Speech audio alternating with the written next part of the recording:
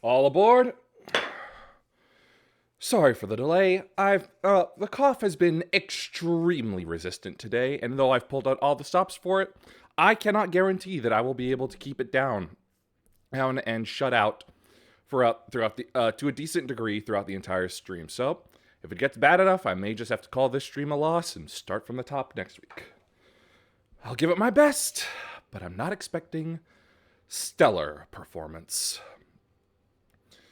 Anyway, going back in time, what would have been Edgeworth's very first trial.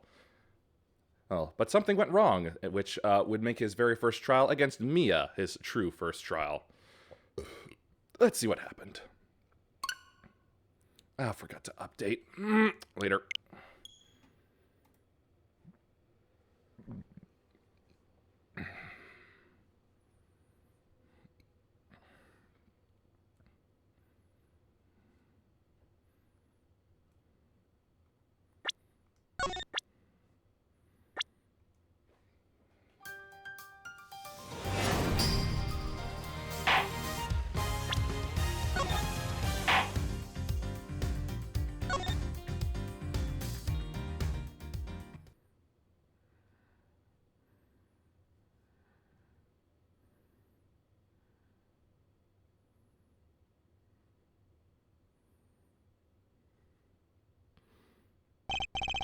Kay Faraday, the young lady who calls herself the second Yatagarasu. The piece of cloth that she conjured up has taken me back to many years ago.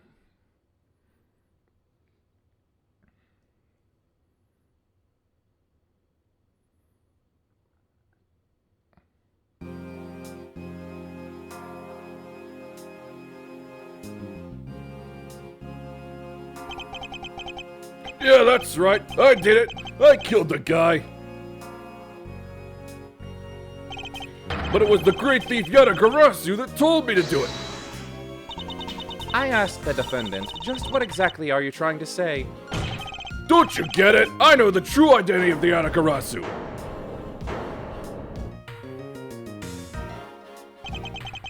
The Yatagarasu is the man standing over there at the prosecutor's bench. Are you saying that I'm the Yatagarasu? Don't you dare deny it! You told me to kill him when you stuck into the embassy! Are you claiming that Mr. Faraday is the Yatagarasu? That's exactly what I'm... Mr. Rell, I think we've heard just about enough from you. Your Honor, please listen to me! I'm telling the truth! You've gotta believe me!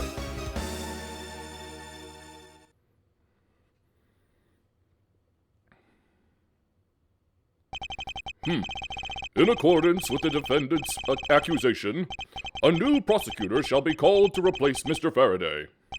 This court will be in recess until the new prosecutor is ready.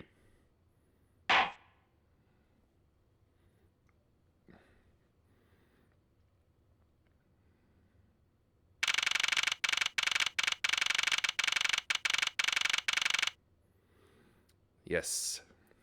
Again, we see Edgeworth in his old jacket. I love it.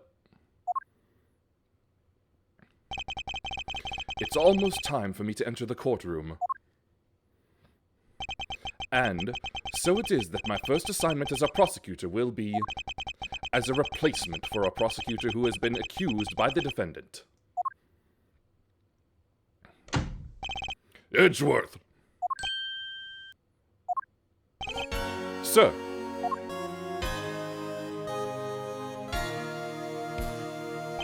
Have you read over all of the documents regarding this trial? Yes, sir. I've memorized everything there is to know. Very good.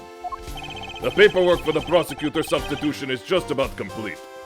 Edgeworth, always bear in mind that as your mentor, I, Manfred von Karma, will accept nothing short of perfection. I understand, sir.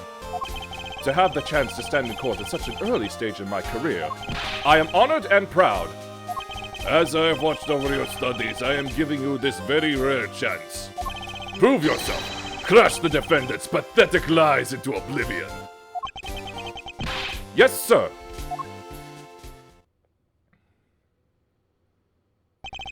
That such a legendary prosecutor will be watching and judging my performance.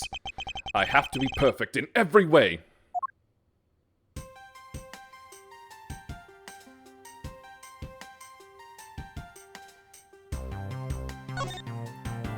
Today's trial should have ended in just 1 minute. Because the defendant was picked up by the security camera, correct? Exactly. The killer had the gall to say that he only killed because he was instructed to do so. Even more outrageous is his claim that the case prosecutor, Byrne Faraday, gave the order. Ha!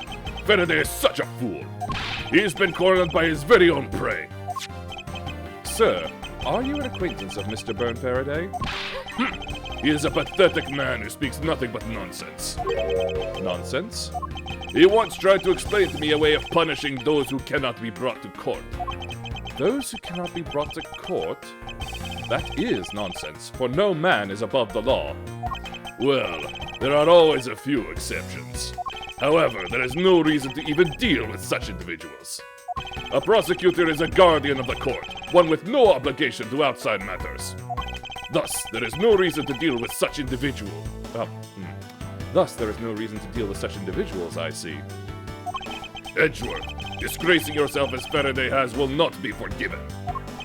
Have no fear, I will not let you down, sir.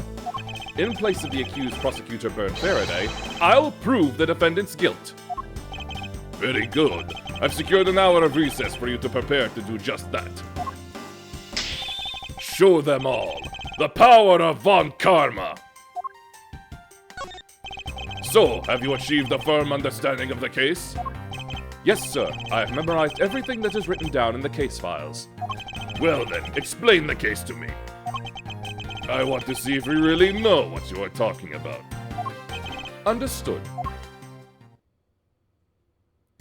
A murder was committed on September 8th in front of the Cadopian Embassy. The victim, Mr. Deed Mann, was a staff member at the embassy. The defendant in this case, Mr. Macrell, was held for questioning the night of the incident as he was deemed suspicious. A mackerel killed a dead man. I love these names. He was quickly placed under arrest for possession of the murder weapon, a gun.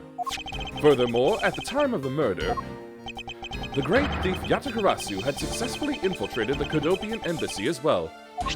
At first, Rel claimed that he himself was the Yatagarasu, but that he did not kill Deed Man.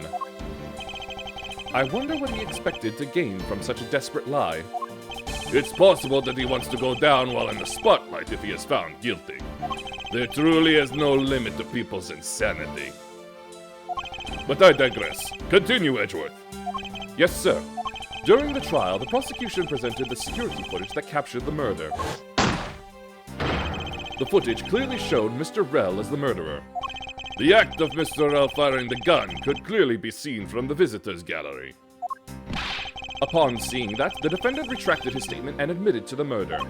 I did it because I was told to, by the real Yatagarasu Byrne Faraday. That sounds about right. However, you've forgotten one thing. While this may appear to simply be the murder of a Cadopian embassy staff member, people are actually referring to it as the second KG-8 incident. The second KG-8 incident? I'm very sorry, sir. I fear I failed to study hard enough. Well, even among the police, it's information that only a select few are privy to. Could you please enlighten me, sir? Sir, what do you mean by the second KG-8 incident? In order for me to tell you that, you must first learn about the original case. Take a look at these documents. This is a 3-year-old newspaper. You have heard of the Amano Group scandal before, correct? Yes, I have. The secretary of Ernest Amano, the Amano Group's director, was arrested under suspicion of smuggling. Correct. CCU was an employee of the Amano Group, and the sole witness to the smuggling operation. It was she who brought the crime to light. However, Miss Yu was silenced before she could testify in court. Wasn't a Cadopian embassy staff member arrested for the murder? Yes, a Cadopian by the name of Manny Cochin was the suspect. However, due to lack of evidence, the case went... However, due to lack of evidence, the case went unresolved. Lack of evidence? Ha! If only I was in charge of the case. I would have done everything in my power to prove his guilt. To make sure that all criminals are found guilty, my mentor really is dedicated. Faraday was the prosecutor on the case then, and he was as pathetic as ever. Mr. Faraday was in charge of the KG-8 incident as well? That's right. And now, once again, the victim of the case you are currently assigned to was someone who was scheduled to testify against that smuggling organization. And just like last time, the victim was murdered right before he was to testify. You're catching on. The victim was murdered just before his day in court against the smuggling organization. Events are occurring almost exactly the same ways they did in the KG-8 incident. So that's why it is being called the second KG-8 incident? Yes. Yet, there is one difference between the two incidents. What would that be? The so-called noble thief that is sending everyone into an uproar. The great thief Yatagarasu. Yatagarasu? I'd better find out more. If it is true that the Yatagarasu showed up at the Kadopian embassy, what could he or she have been after? No doubt to steal any suspicious accounting records and release them publicly. Or, more likely, to steal secrets from the Kadopian embassy itself, since the item that the Yatagarasu stole from there was sent to the police. What was it that the Yatagarasu sent to the police? I don't know the details. Anything related to the Yatagarasu is getting the top secret treatment. Still, I find it very ironic. By returning the stolen item to the police, it was proof positive that the Yatagarasu had infiltrated the embassy on the same day the staff member was killed. Criminals have a way of incriminating themselves, wouldn't you say? That would have to be the first time the Yatagarasu has left evidence behind, correct? Yes, indeed. If you wish to learn more about the Yatagarasu, then I suggest you ask Faraday. Mr. Faraday? He happens to be the prosecutor in charge of the Yatagarasu case as well. He's the prosecutor in charge of both the KG-8 incident and the Yatagarasu case? Mr. Faraday really has a lot on his plate. What is it, little girl? You're scary, mister. Did you need something? I want to trade these coins with you. A fistful of dimes, quarters, and pennies, but it looks like you've exactly $1. Is this what you want? Thanks, that's exactly what I needed. Could that child be here to watch the trial? How disrespectful for a child like that to be running around inside the courthouse! Does no one have respect for this country's judicial system anymore? Rich.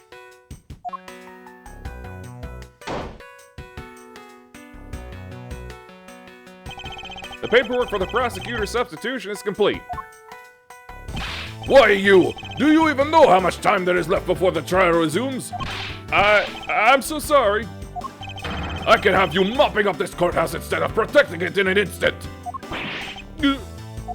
It's no bother, sir. Not being completely prepared could prove to be a perfect handicap for me. A proud one you are. You had better collect the evidence from Faraday and prepare yourself.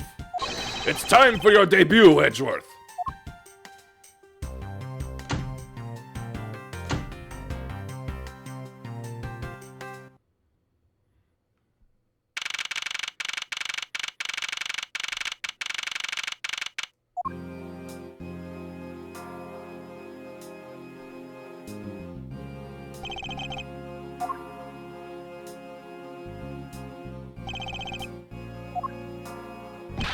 Just what is going on? Why isn't Faraday here yet?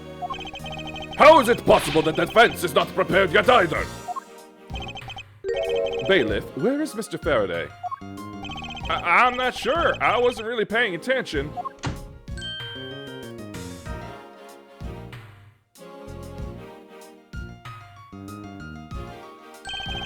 Oh, you must be the one Mr. Von Karma recommended. I hear this will be your first trial. I look forward to seeing how you perform. Oh, by the way, was there someone celebrating a birthday during the recess? I could have sworn that I heard a popper going off. Come to think of it, the other day with my grandson... Sir, it looks like the trial is about to resume. However... Yes, it will be all but impossible to prove the witness a liar. Without the evidence from Faraday! What is that blasted buffoon up to? It's an emergency, sirs!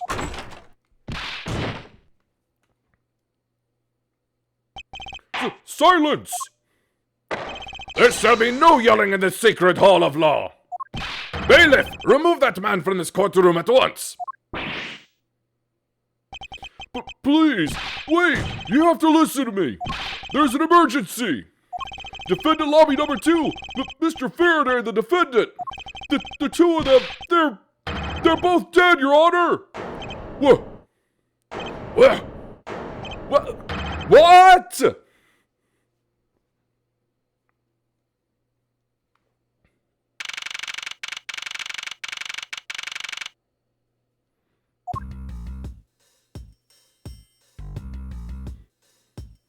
Stay back! No one's allowed on the crime scene. Period.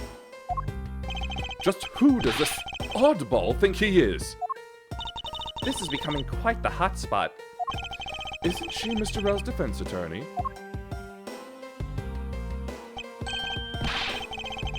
Hey you! No running in the hallway, pal! And who are you to tell me what to do? I'll never find out what's going on like this. It's time for some civil discourse.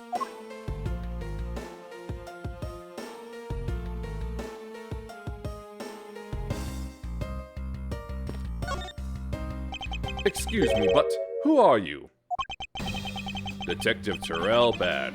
Homicide. Just gonna let the music play for a bit.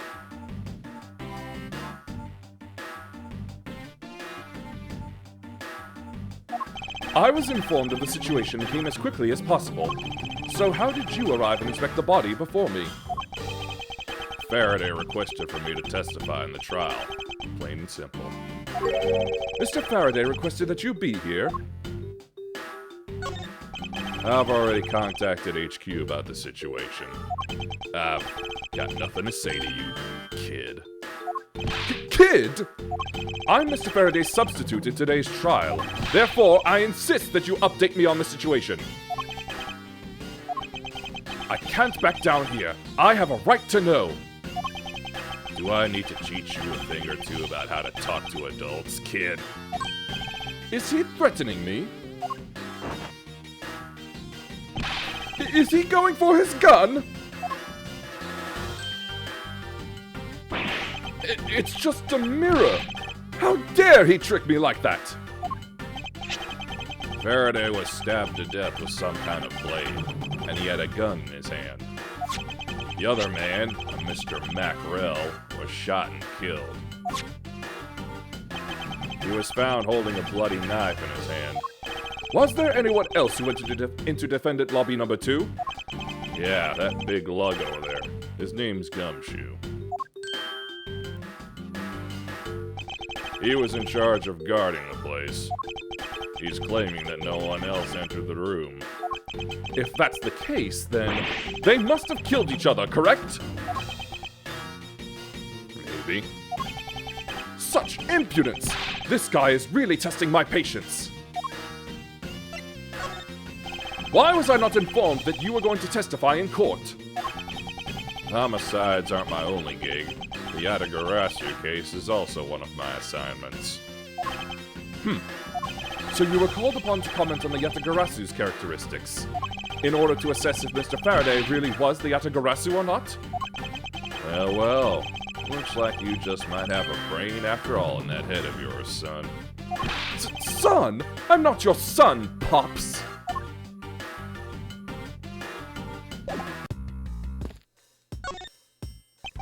Do you have a minute? You know, I'm not really into talking to people I don't know, especially at a time like this. I apologize for not introducing myself before bothering you. My name is Miles Edgeworth. I was to take Mr. Faraday's place in court. Edgeworth, huh? Never heard of you. So Faraday's substitute is a newbie, huh? I'll have you know, madam, that I studied under Manfred von Karma. Do not take me for some naive novice.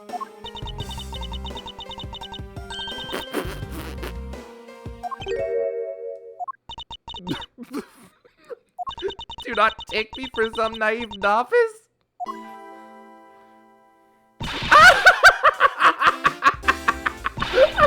So you're a student of Von Karma! I should've. Those clothes are a dead giveaway! Stop right there! These are the garments of one who gallantly presents the facts! Thanks for the great laugh, but try not to make me laugh so much, okay? I wasn't trying to do anything of the sort! I was just goofing around. By the way, do you know who I am? My name is Callisto Yu. And if you're telling the truth, then we were about to go head-to-head in court. But of course, I had heard much about you, Miss Yu. But of course, I have heard much about you. You're a regular Shakespeare.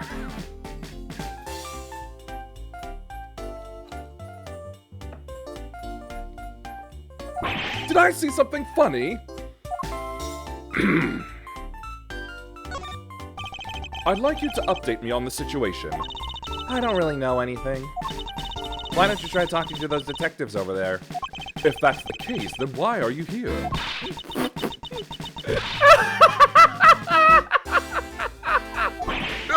What's so funny? It's just that the way you speak is so tactless. The person I was going against in court until only a little while ago was just murdered. It's not like I could go back into the courtroom pretending as though nothing happened. That's a good point. I apologize for asking such an insensitive question. It's fine. Don't worry about it.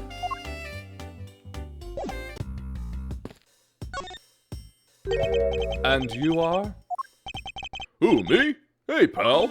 It's common courtesy to tell someone your name first before asking theirs. Point taken.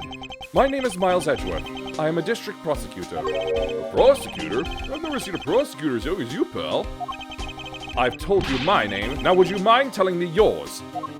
Detective Dick Gumshoe. And just recently I achieved my dream of becoming a detective. More than a dream, it's what I was born to do. Wait. Maybe I should check and make sure I'm not really in some crazy dream first. This detective is entirely too excited to be at a murder scene. So, Detective Gumshoe, would you mind telling me what you know about the incident? You know that I don't have to tell you anything, right? I know that, but it would behoove you to fill me in on what you know. Wow, you're a proud one for such a youngster, aren't you? Well, anyway, Detective Bad is the one in charge. So you're just gonna have to ask him for all the details, okay? As for me, I was guarding the door to defendant lobby number 2. So you were on guard detail. Did you notice anything strange while you were on duty?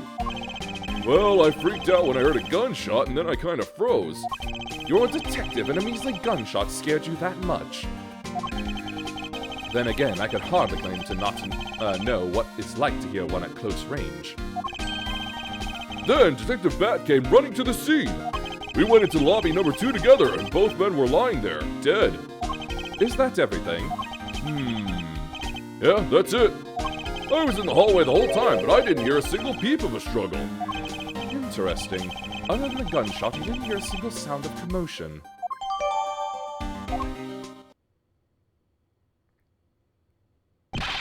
Miss Yu, there is someone here who wishes to see you.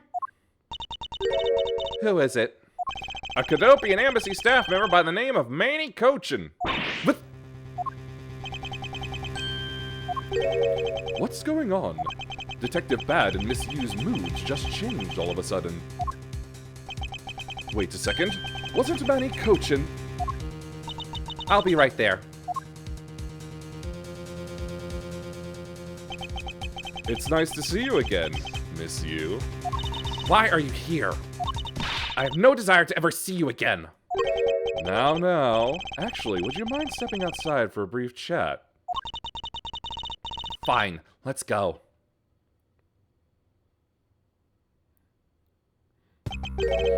Bad. Von Karma, it's been a long time. I knew you would show up. You usually do when the Yatagrasu is involved, and I see this case is no exception. Do you know Detective Bad, sir? Yes, he's like an old bloodhound that never leaves the scene of a crime. If only he would get a promotion and move on. It's the crime scene where a detective is most useful and effective. It's not like I don't know that. Moving on though, Bad, the man I just passed by. Was he not the suspect from the KG-8 incident? So I was right. Just what is that man doing wandering around here? That Faraday. I can't believe he let such an easy catch get away. Imbecile! I would have proved his guilt in 3 minutes. Von Karma, I think you've said enough for now. It's in poor taste to speak like that about the departed. Very well. Back on topic. I'm placing Edgeworth in charge of the investigation here. Objection!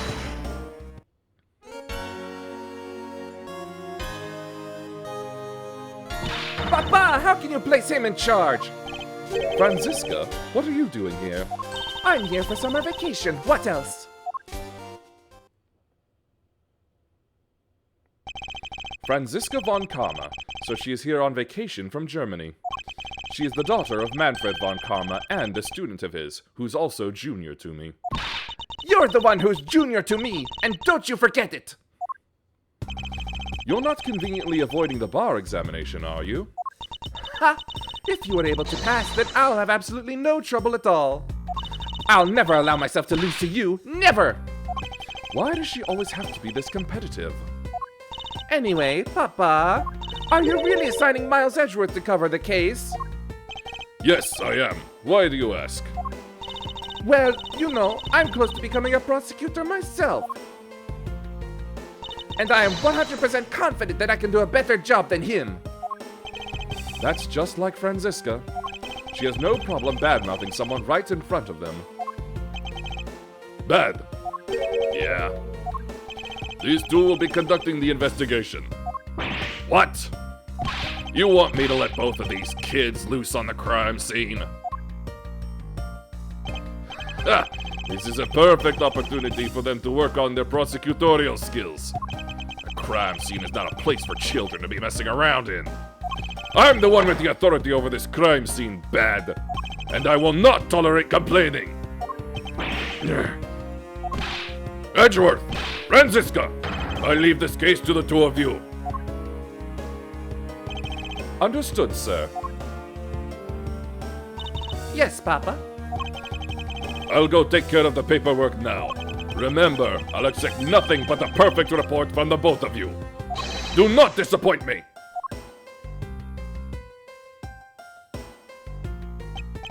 Hold up, Von Karma. I still haven't agreed to this. Miles Edgeworth. It's been quite some time, Franziska. This will be the perfect chance for us to see which of us is truly worthy of the Von Karma name. Would it kill you to at least say hello? Long time no see. Very good. Just because you became a prosecutor first doesn't mean you can act all proud. She hasn't changed a bit. Miles Edgeworth! As I was saying, we shall see which one of us is worthy of the Von Karma name. For crying out loud, I've been reduced to a babysitter.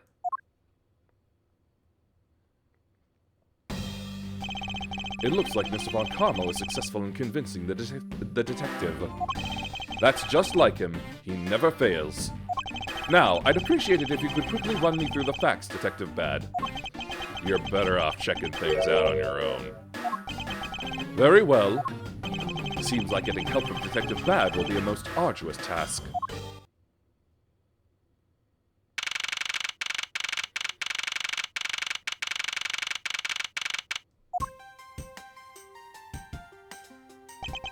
is the only real explanation that they killed each other simultaneously. Miles Edgeworth, you should listen to someone until they are finished talking. What are you talking about? I'll only say it one more time. This is a competition to see who is truly worthy of the Von Karma name. A competition? The person that figures out the truth first wins. So the person who doesn't discover the truth is a dishonor to the name? Exactly! I don't care that you became a prosecutor before me. I simply refuse to hear any more foolish things come from your foolishly foolish mouth. Fine, whatever makes you happy. Can I take that as you accepting my challenge? Once again, whatever makes you happy. Ha! Well then, let's begin the investigation, shall we? I'm going to find the perfect evidence and prettily present it like the professional I am. Competing to discover the truth behind a crime. How delightfully childish. You kids over there, hold it! Kid? Ha! Serves you right, Miles. He just called you a kid. I said kids, kid. How dare you call me a kid as well? I'll do what I please, and I won't allow you to cause a ruckus on my crime scene. Hey, big guy, you're going to watch over these two. Yes, sir! Detective Bad, sir! Now, do what I say from now on, kids, okay? You'd better not get in our way, Scruffy. You'll feel the bite of my whip if you do. Then you, prosecutor boy! Let's get your investigation started already, alright? Great. Now even that detective is treating me like a child. Alright, it's time to get investigating. Get a move on, prosecutor boy. My name is Miles Edgeworth. And if you were to call me prosecutor boy one more time, it will be my duty as a prosecutor to look into your monthly salary. What? And what would you do with my salary after you saw how much it was? That's up to you now, isn't it? Really? Sounds good, pal. He's so naive.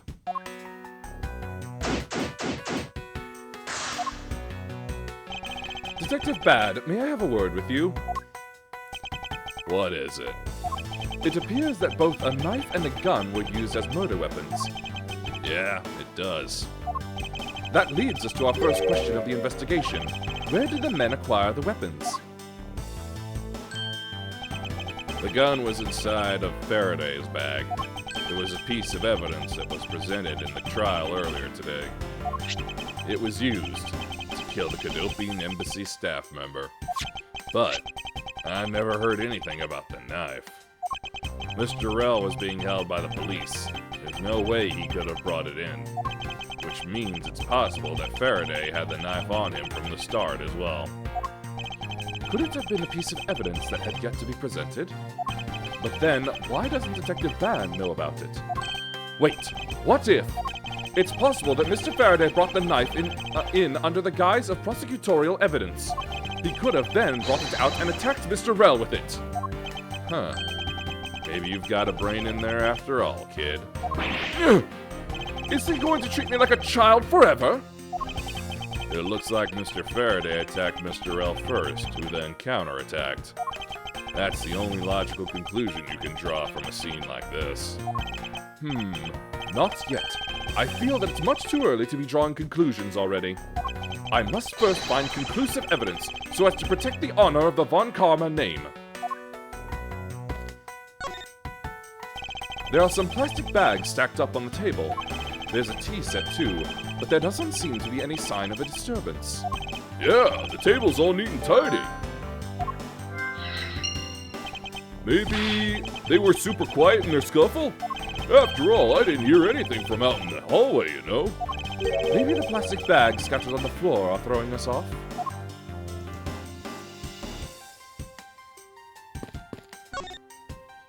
The window is open and... there's a fresh flowery scent in the air. Ugh, the flowers in the garden down there are so gross and ghastly. Do you think maybe you could try offering something useful for a change?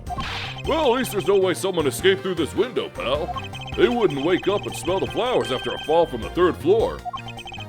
Are you willfully ignoring the fact that there are also iron bars on the windows? Yeah, I guess there's that too. Either way, no one can get through these windows, right? They thought of everything when they were designing this courthouse. Very nice.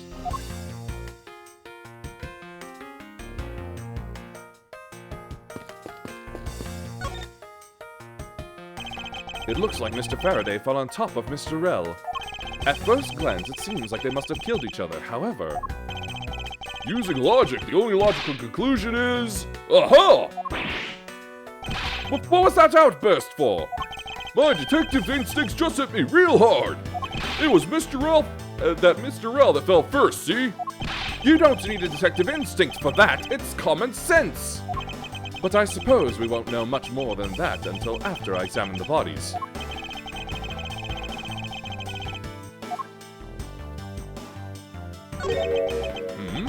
Why are there plastic bags scattered all around? Those bags are for keeping evidence safe, pal. I know that much, Detective. You sure are good at this stuff, aren't you, pal? Normally I'd be happy when someone compliments me, but when it's this guy... Anyway, could these plastic bags be evidence of a fight between the two men?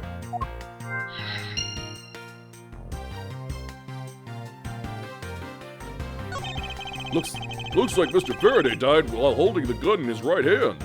So he shot Mr. Rell and then fell on top of him while still gripping onto the gun. I guess that does seem kind of strange, huh? I mean, why would Mr. Faraday know how to fire a gun? It's not exactly rocket science. Even I know how to pull a trigger. Although I doubt I'll ever need to use one. I hope I never have to fire a gun either, pal. But it sure does look cool to hold a gun in your hands. It appears that the police's screening procedures need a thorough review. Anyway, I should jot down some notes about the handgun in Mr. Faraday's hand.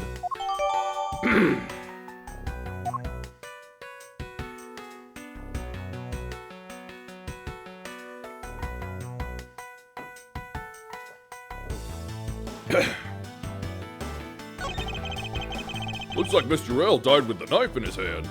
There's some blood stuck on it. Then he must have used this as a weapon. Yep, no doubt about it. Was Mr. Faraday carrying this on his personage?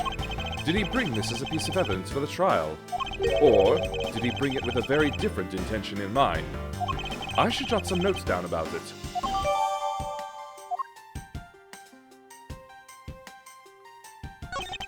His hand is all blacked out here, see? I wonder what it could be. If you look closely, this blotching pattern resembles an ink stain. An ink stain? Yes, I usually get ink on my own hand when I use my feather pen. A feather pen? I've never seen one before. Sure you weren't just making it up, pal?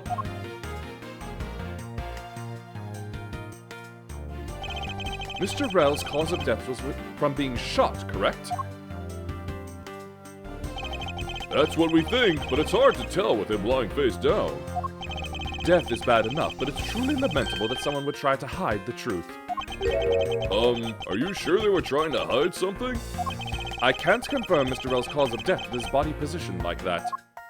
Detective Bad, I'd like to examine the bodies in further detail if possible. What's this? You're not able to form a theory with them the way they are. I believe an examination of the bodies is vital to finding the perfect evidence, don't you? I suppose you do have a point. Well, hurry up and get on with it. Blabbing. Yes, sir. We've taken enough photos of the scene, sir. And there you have it. Do you not approve? Of course not. What? Investigation of a crime scene is the work of a detective, so don't touch a thing. Hey, big fella, turn over the bodies for me, will you? Okay. Please forgive me, Mr. Faraday, sir. Gumshoe, do not get emotionally involved. Remember, you're a detective. Yes, sir! Understood, sir!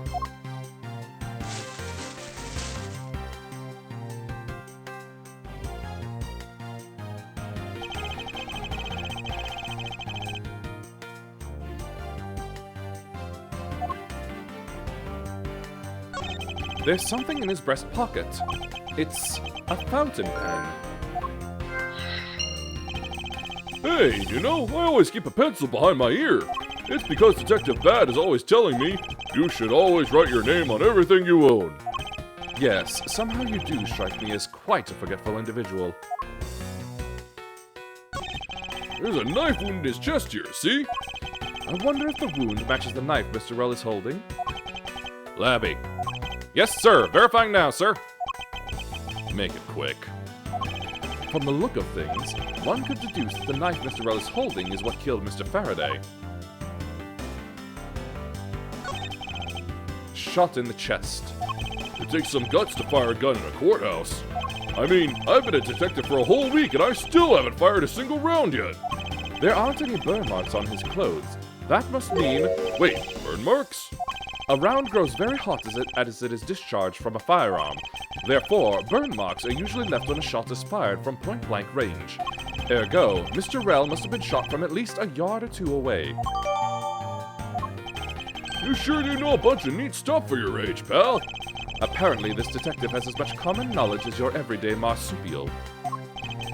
Let us now try to understand how the two men died. First, Mr. Faraday took the gun and the knife out from today's trial evidence. Then he aimed the gun at Mr. Rel and fired. However, Mr. Rel managed to grab the knife and counter Mr. Faraday while being shot. Then the two men fell together where they stood. That is my theory in any case. What a crazy way to go. Still, something about that explanation just doesn't seem right. I believe I now have a firmer grasp on what happened here.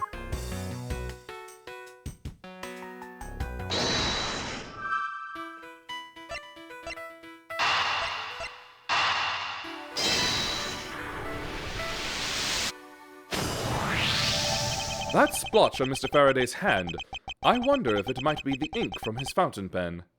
Ooh, let's ask the lab guy. Detective Gumshoe, I confirm that the substance on Mr. Faraday's hand is the ink from his fountain pen. I see. Good work.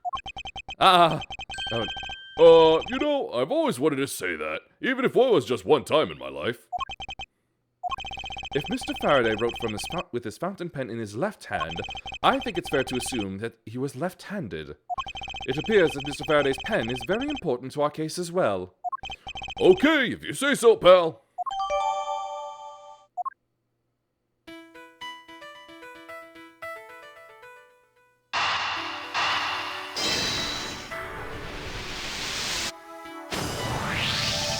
There is a very tidy pile of plastic bags on the table, and yet a portion of them wound up scattered on the floor as well. It's not likely that the ones on the floor were knocked over during a struggle, in which case might there not be another explanation as to how they got there. Another reason? I believe it's possible that the blood on the outside of this bag is related somehow. Please get that blood away from me, pal. Detective Gumshoe, whose blood is on this bag? Hold on, let me ask the lab guy. Alright, please hurry. Wait till you get a load of this, pal. It's Mr. Faraday's. Oh, and the technician said they didn't find anything else on or in the bag either. It would appear that this bag is a very important piece of evidence. Okay, if you say so, I leave it in your hands, pal.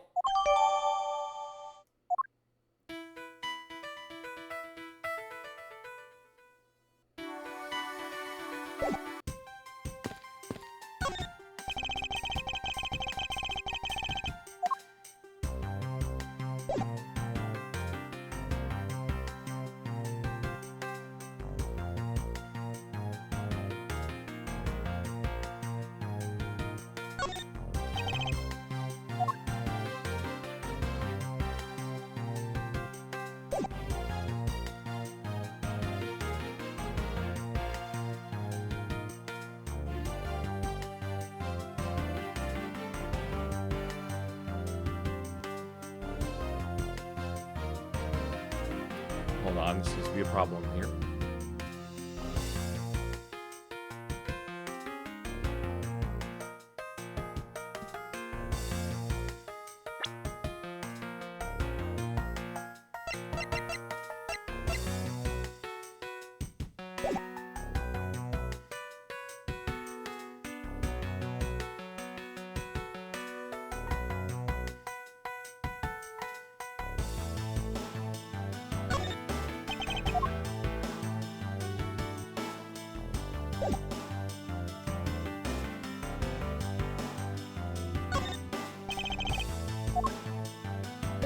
Sorry, there seems to be a bit of a problem.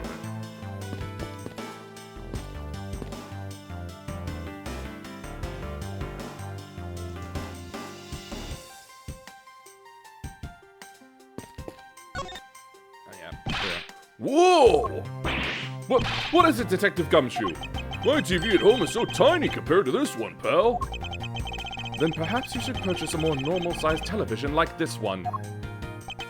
Ooh, let me see here. Wow, this thing is huge. Whoa! And way too noisy. You're the noisy one, Scruffy. Don't touch it. You'll get your fingerprints all over it. But I didn't touch it. Preservation of the crime scene is the foundation of detective work. The foundation, huh? Sounds like something the rookie here needs to shore up on. I guess there's not much left to investigate, huh? They really did kill each other. No, we can't conclude that quite yet. There's still something I find very peculiar here. The theory that they simply killed one another is too simplistic in this case. In fact, there is actually a contradiction that shows there is another possibility. No way, pal. Really? I suppose I will just have to show you the contradiction in this crime scene.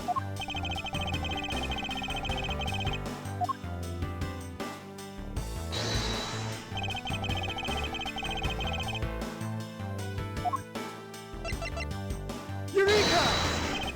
Now we come face to face with the contradiction I spoke of, and it is this. Mr. Faraday used his left hand to write with his fountain pen. Ergo, he is left-handed. And yet the handgun is in his right hand. Don't you find it odd that the left-handed Mr. Faraday will hold the gun in his right hand? That, ladies and gentlemen, is the great contradiction haunting this crime scene. Hey, you're right, pal. That does seem kinda strange. But how could something like that happen? The facts add up to one conclusion and one alone. Someone else put the gun in Mr. Faraday's hand after he died. Someone else? Plastic bags scattered on the floor and a gun in the wrong hand. I sense the presence of a shadowy figure behind this case. A person of vile intent who is serious about keeping the truth from us.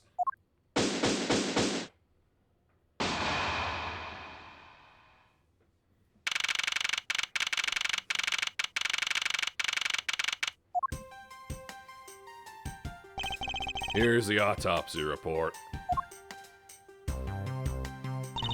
It is probable that Mr. Rell survived for a short time after he was shot. However, Mr. Faraday died instantaneously from his stabbing. Interesting. It looks like we now know everything we need to know about this case. Are you sure we know everything? Of course! The incident began with Mr. Faraday attempting to get his revenge. The prosecutor went into a rage from being accused and tried to kill the defendant. But the defendant fought back and they ended up killing each other. It's all very clear and simple. There's absolutely no margin for doubt. Do you really believe that to be the truth? Ha! Are you saying that just because I figured out the truth before you, that you don't want to believe it's true? It's alright. If you disagree with my argument, then prove me wrong. Well, if there are any contradictions to be found, that is. Don't worry, I will.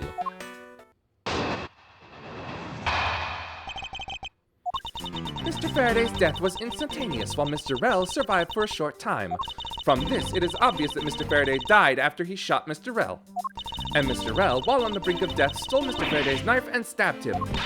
Those are the facts of this case. Mr. Faraday's death was instantaneous, therefore he must have attacked first.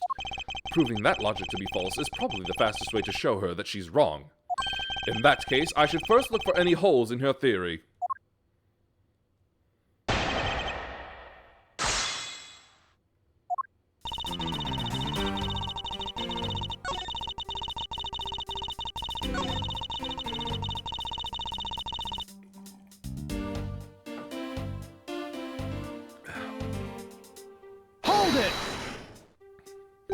So you believe that the dying Mr. Rell stole the knife from Mr. Faraday? Mr. Rell became desperate as he did not want to die. Human beings can do amazing things when they are put to the test. So the two men struggled, and in the end, Mr. Rell was able to grab the knife and stab Mr. Faraday. The messy condition of this room is a testament to their struggle. Yes, my logic is perfectly sound. Can you really say that it's perfect? What are you insinuating? Nothing. However, I can't let what you say slide by without further inquiry. One must be clear and precise, so if you could append that statement to your testimony. Fine. They struggled and Mr. Rel used the last of his strength to counterattack Mr. Faraday.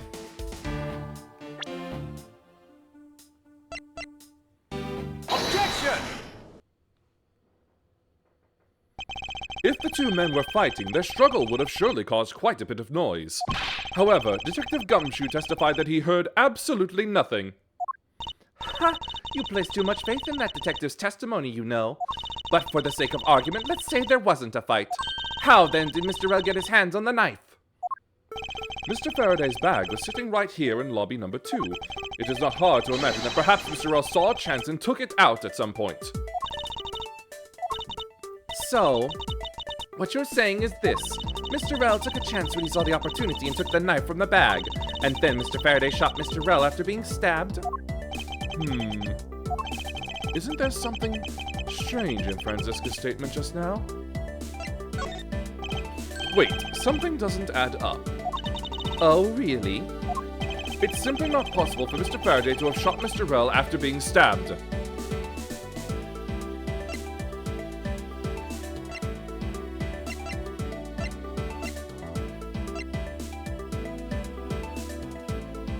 Take that! According to the coroner's report, Mr. Faraday died instantaneously, meaning that he died immediately upon being stabbed by the knife. Ergo, he could not possibly have fired the gun after that. Oh, you got me. But of course. Well then, if the report is correct, then there is only one correct explanation. If we suppose that Mr. Rel attacked first, then Mr. Faraday, who died instantaneously, would have been unable to kill Mr. Rel. Therefore, Mr. Rel must have stabbed Mr. Faraday after he was shot. Then they both died. That is the only explanation that makes logical sense. Negating your opponent's ideas in order to prove your own theory. I see you've been studying, Franziska. I just wanted to explain it to you as simply as possible, before you foolishly propose a foolish theory that only a foolish fool like you could. How naive of you to believe that only your opinions are valid, and still expect to discover the truth that the crime scene offers you. Franziska, you've still got a ways to go. What are you talking about? Are you saying there's a flaw in my logic? Mr. Faraday died instantly, and the fact that he did is what gives rise to the contradiction in this scene. The contradiction here in this crime scene is...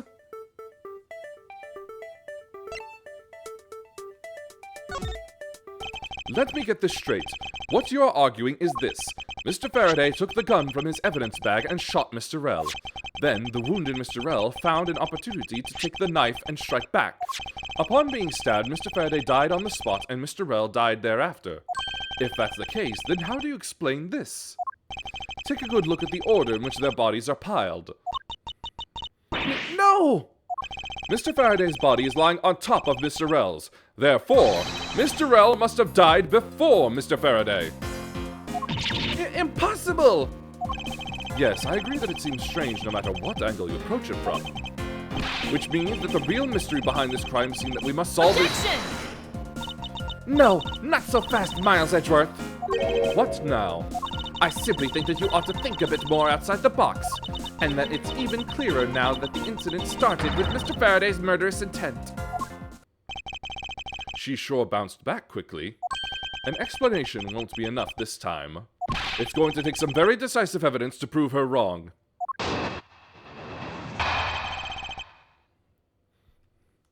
It was just chance that Mr. Faraday's body fell on top of Mr. Rel's. The two bodies fell into a pile, which indicates that they attacked each other at the same time. It really doesn't matter in the slightest that they fell in the opposite order. I just know that Franziska's explanation isn't absolutely correct. All I have to do is find a hole in her logic. Once I do, I can then present her with the evidence that proves the contradiction.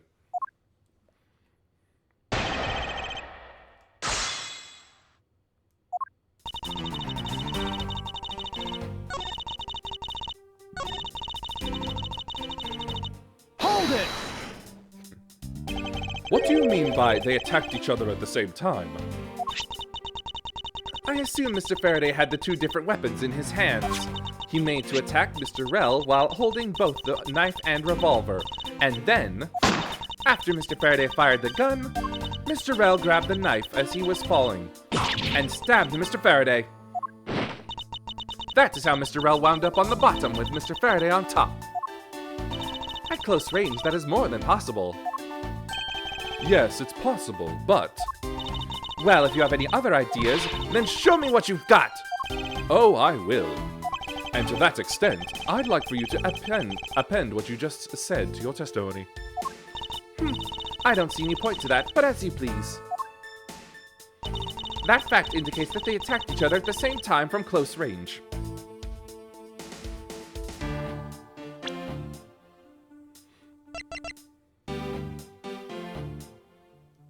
Objection!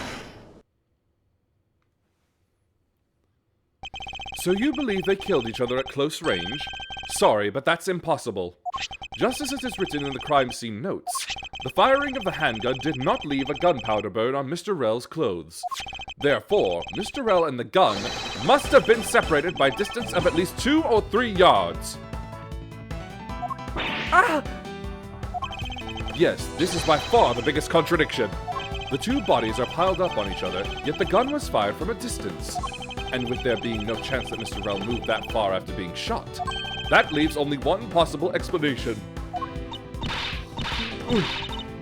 What a completely foolish line of foolish thought from a thoroughly foolish fool! If I'm not right, then who was it that made the first move with the intent to kill, huh? Who?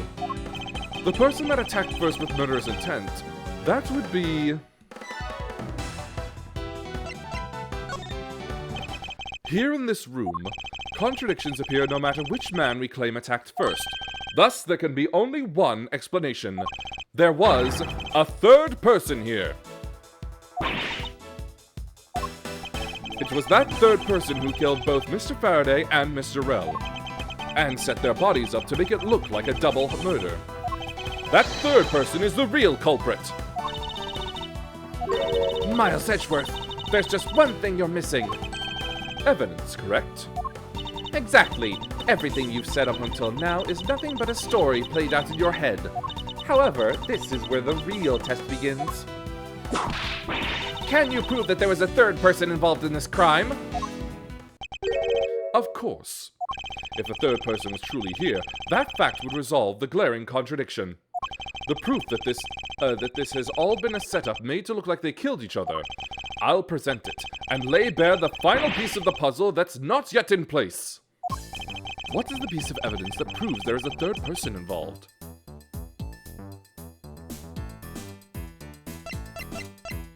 Take that! The gun in Mr. Faraday's hand, and the plastic bag with his blood on it. These two items point to the presence of a third person. How so? Recall Detective Gumshoe's testimony.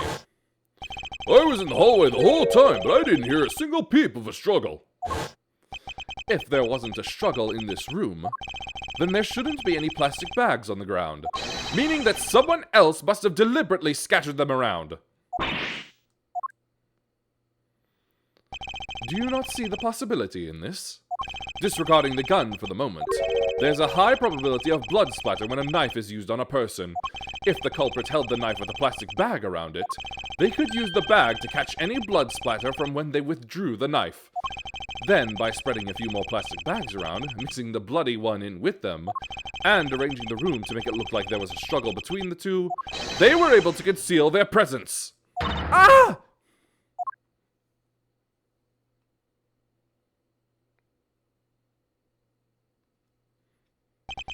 Looks like we've still got a long way to go in this investigation. Yes. Objection!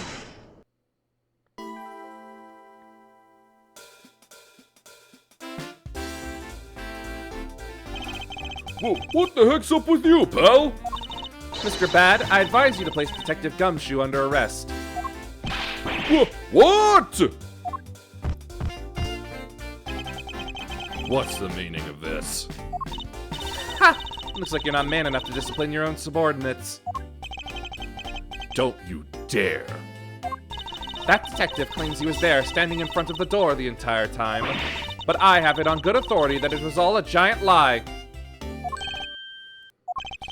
Miss Yu, I ask that you please explain that last statement. I'll let His Honor explain it himself. I saw it with my own eyes, I tell you. During the recess, there was a period of time when there was no one in the hallway. What? See, Mr. Bad?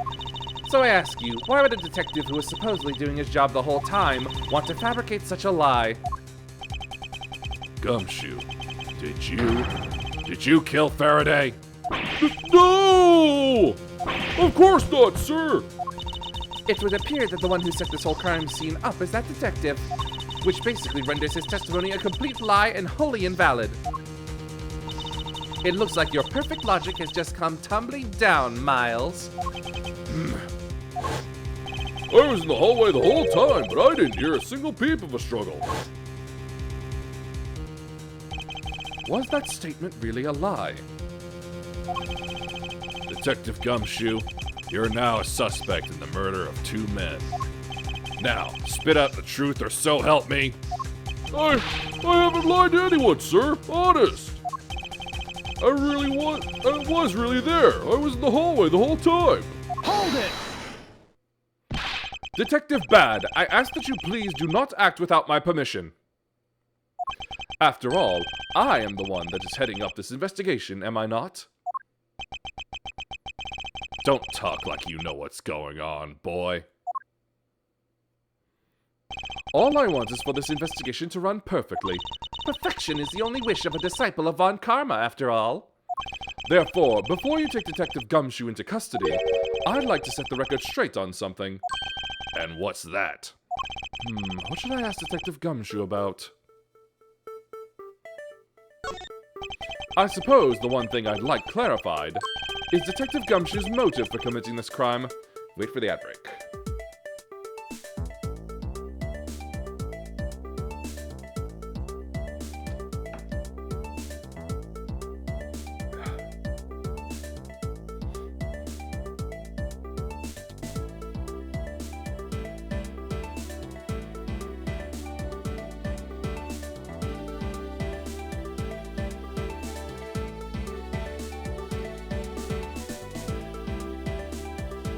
And we continue. Motive, huh?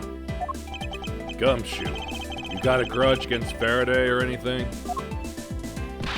No, sir, not me. Not a single bad thing against Mr. Faraday, sir. Is that a fact? Objection! You really have a problem with lying, don't you, Detective Gumshoe? I'm telling you, I am not lying! The more unnatural you act, the more suspicious you become, you know. If you want a motive, Edgeworth, I have one for you right here. Could you please share it with us? However, be forewarned that I won't hesitate to object to flights of fancy. Because all I'm interested in is the perfect explanation.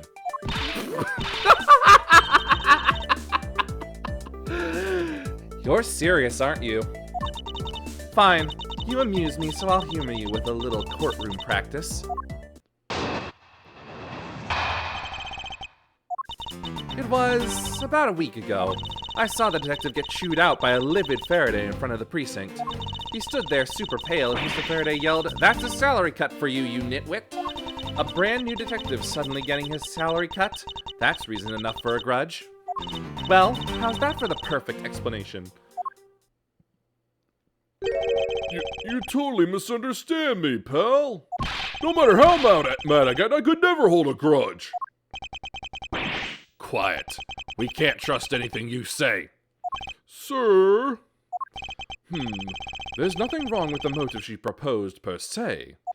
But there are some gaps in her logic that need to be filled in. Miss Yu's perfect explanation may not be so perfect at all.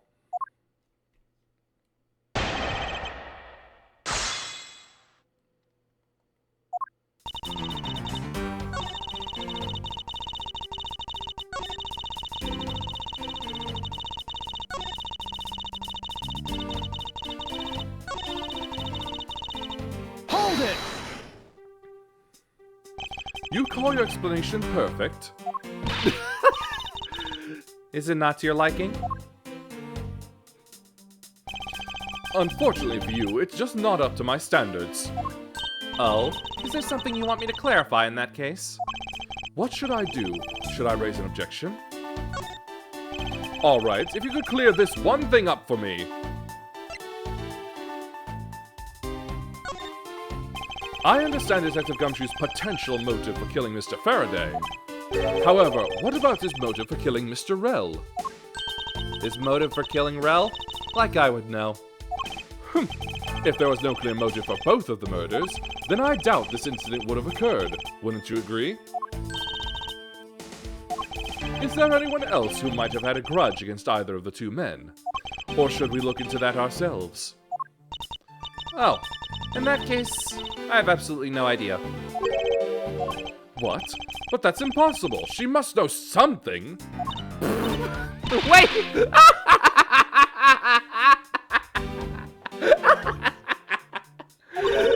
Can you please not glare at me like that? It makes me laugh. I didn't even do anything and you're already laughing away. Well, anyway, the way I see it, as long as he had a motive to kill one of the two, this crime would have played out the way it did anyway. Oh? Would you care to explain your logic? And this time, please try to provide a truly perfect explanation. Perfectness! Perfect that!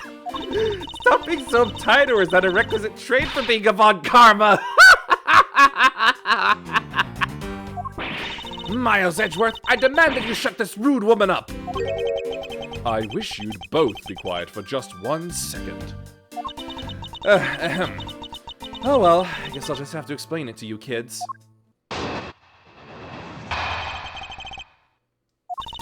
There's no one out there with a motive to kill both Mr. Faraday and Mr. Rel. All you really have to establish is that someone had a grudge against one of the two men. Mr. Rel, who happened to be there, became a witness to Mr. Faraday's murder. Therefore, he was killed out of necessity and set up to look like they had killed each other.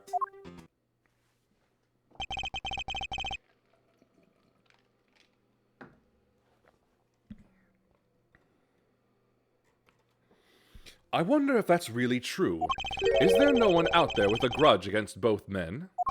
I should take another hard look at the evidence for this morning's case. The second KG-8 incident, as people are calling it, involving an embassy staff member, and the two men who both wound up as suspects in the case. Is there someone else I'm overlooking who is somehow related to them?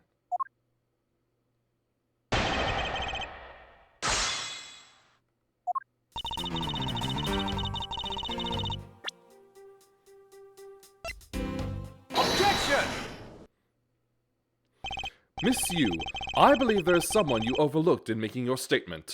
Or rather, is it because you'd rather not bring this person up? What do you mean? We are looking for someone with a reason to kill both Mr. Faraday and Mr. Rel. I can think of at least one person that fits the bill. He was the suspect in the original KG-8 incident, and a member of the Cadopian Embassy staff, Mr. Manny Cochin.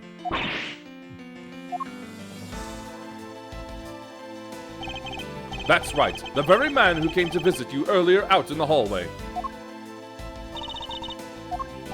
The man who killed a member of the Cadopian Embassy staff, Mr. Rel, and the man who was the lead prosecutor of the KG-8 incident, Mr. Faraday. Are you telling me that Mr. Cochin has no reason at all to kill both of these men? Well, I suppose he might have a reason or two. You covered for me, pal! Maybe you're not such a bad guy after all. Don't get ahead of yourself. You're still a suspect, make no mistake about that. The perfect evidence, the perfect testimony. These are the only things I wish to hold. But I didn't do it! You will stay under my authority and go investigate Mr. Manny Cochin for me. And remember, I will not be very forgiving should any of this leak out. You want to investigate Cochin? You'd just be wasting your time. And why is that? Cochin was up in the viewing gallery watching the trial, or so I was told. Every cop in this place has been keeping an eye on the guy since he arrived. Then the only real suspect we have is still Detective Gumshoe. I suppose so. No way! Come on, Detective Bad! You've got to believe me, sir! I really was in that hallway the whole time, sir! I never took a single step into this room, sir! Okay, then. Are you saying there was someone else who passed through the hallway? No, there was no one else, sir. Then why should I believe you didn't do it? That is one incredibly foolish detective. Standing right in front of a crime scene all by himself. It's as good as a confession of guilt. I have to admit, it's a bit strange. Most criminals will fabricate some sort of lie to escape their crimes. And if that detective really wanted to prove that he is innocent, you'd think he would at the very least offer up "I spaced out while on duty" or the like. Come on, Gumshoe. Time for your interrogation. Detective Bad!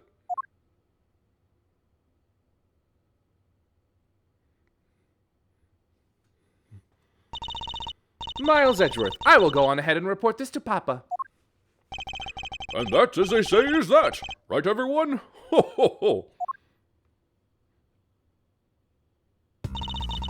Well, I suppose we should both be getting back to our real jobs now, huh? Before we do, Miss Yu, there is something I'd like to speak with you about. What is it?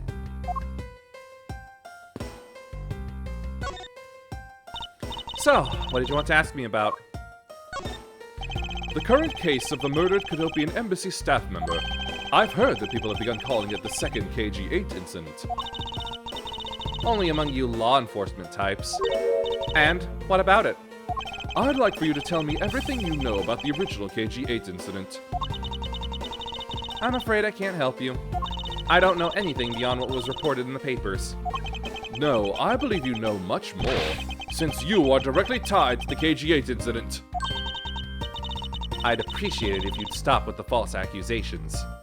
Baseless outbursts are useless both inside and outside the courtroom, don't you know? I do, but I also know that I do have a leg to stand on here.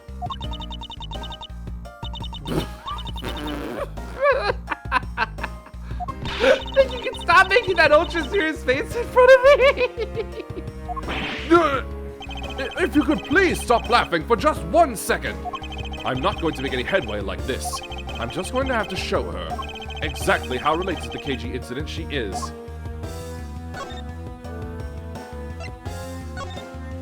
Miss Yu, I believe that I have proof of your connection to the KG-8 incident. That file is your proof? Very well then, why don't you tell me exactly how I'm related to the KG-8 incident? Your connection to the KG-8 incident is through the victim. The victim's name is CCU.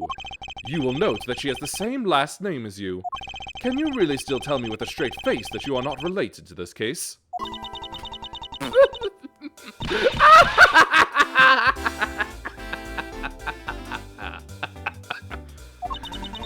Sorry, but we're not related. What? Just kidding. You asked that question with such a serious look on your face that I couldn't help but...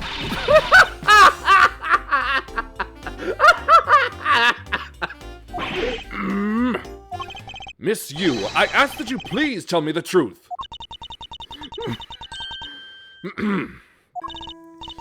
Alright, I'll tell you everything I know.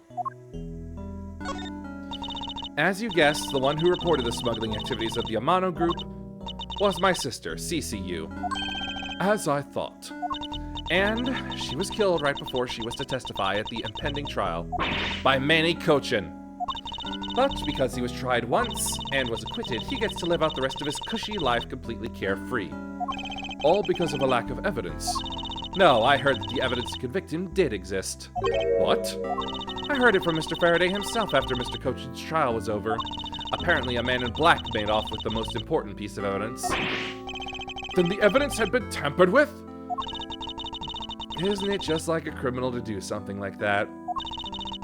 A smuggling ring being run out of the Amano group by one of its secretaries. They bailed Mr. Cochin out. Turns out they were in league with each other all along. How big was that smuggling ring? Was it a large operation? I don't really know. Which is why I wanted to become the lead defense on this case that people are calling the second KG-8 incident. But I haven't learned anything new at all. I was probably expecting too much, I know. You mean you think this case has nothing to do with the smuggling operation? I don't know what to think. Why did Mr. Cochin want to meet with you earlier? Actually, he came to watch the trial. Apparently, he only found out that I was the defense lawyer on this case after he'd arrived. He figured he should say hi, and one other thing. Looks like you couldn't resolve anything this time either. Too bad. What's that supposed to mean? Oh boy, stop it with the scary face already. I'm fine, really. I gave him a good slap across the face. The way she talks about slapping him as she laughs away is kind of creepy. But it's just as Mr. Bad said. He's not related to the double murder. I asked around and people in the gallery claimed that he was in his seat the entire time. Talk about cruel fate. Well, this is about all I know. Sorry. Guess I wasn't much help, huh? That's not true. I'm sorry I made you recall such a painful time in your life.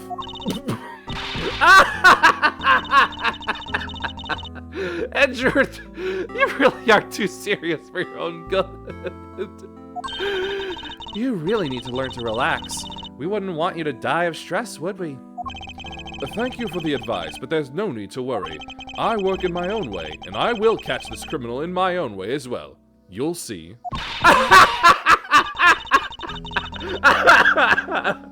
Look at you. Look at you with your game face on, ready to go. I'm making no such face. Did you know? Laughter's the best medicine, Edgeworth.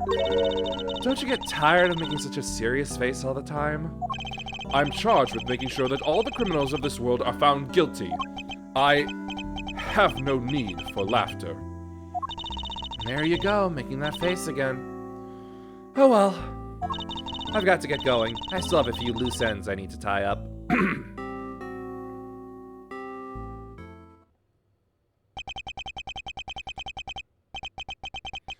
KG-8 incident and this murder investigation. It is my belief that these two cases are related to each other somehow. Plus, that Detective Gumshoe. It's obvious he's lying, even though the lie is hurting his chances. Clearly, this case is far from over. But whether or not that detective is the murderer can only be determined once I've completed my perfect investigation. Mr. Von Karma, I swear to uphold your honorable name, or my name isn't Miles Edgeworth.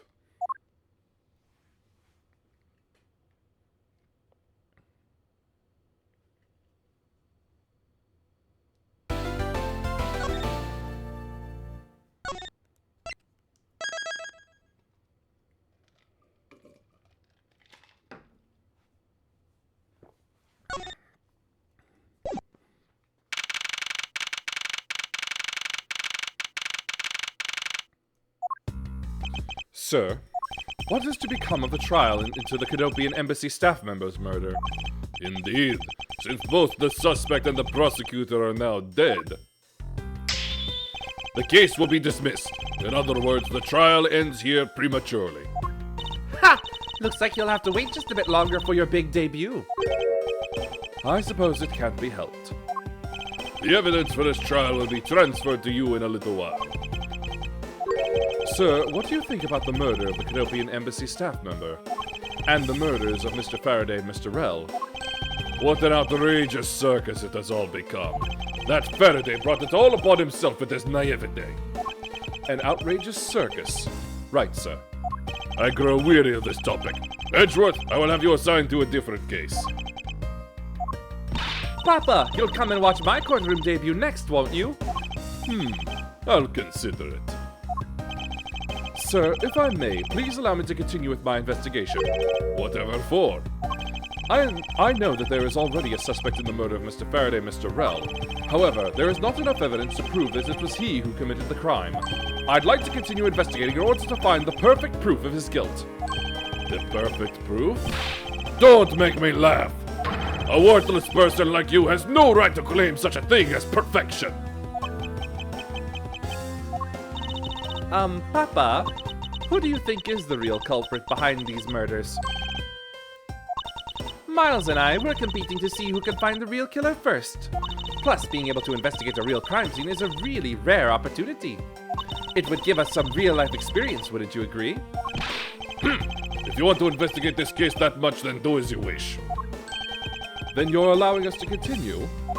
In court, your top priority is to win, and a solid investigation is one of the keys to winning.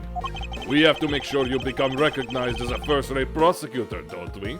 It wouldn't be very interesting otherwise. I'm returning home now. Edgeworth, Franziska, see to it that I'm not disturbed, save for the results of your competition. Yes, sir. Of course, Papa. Franziska, thank you. What are you thanking me for? Your logic earlier was built on that scruffy detective's lie. That means the competition is still on. Yes, just as you wished. I couldn't let you get off so easily. Now then, let's see how well you fare on the investigation from here, Miles Edgeworth. I know I don't have enough information yet, so my first order of business will be to question anyone involved with this case.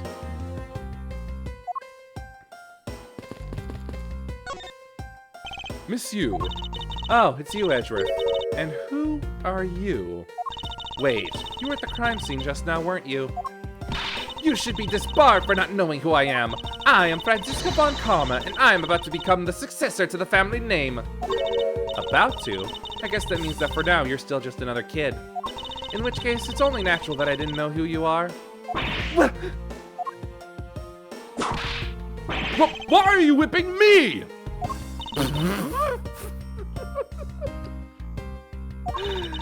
Anyway, it looks like they're planning to hold the evidence a bit longer. If there's one thing I can't stand, it's waiting. I'm terribly sorry, but I have a few more questions to ask of you. Look at you! Eyebrows scrunched with lines on your forehead. And that to ask of you.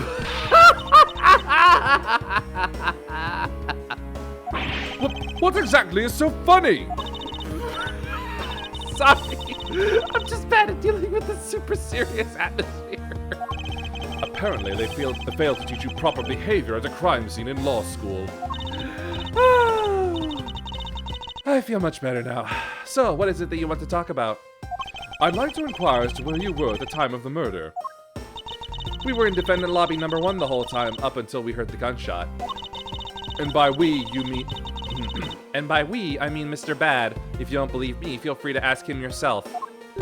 You were with Detective Bad? Why? We had a little something to discuss, that's all.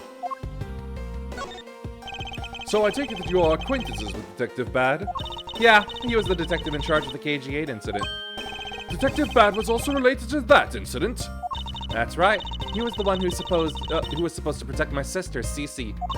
But you know how that turned out, don't you, Edgeworth? Miles Edgeworth, I have no idea what you two are talking about. I've heard of the KG-8 incident from my papa, but how does that case relate to you, Miss Yu? The victim of that case, CCU, was my little sister.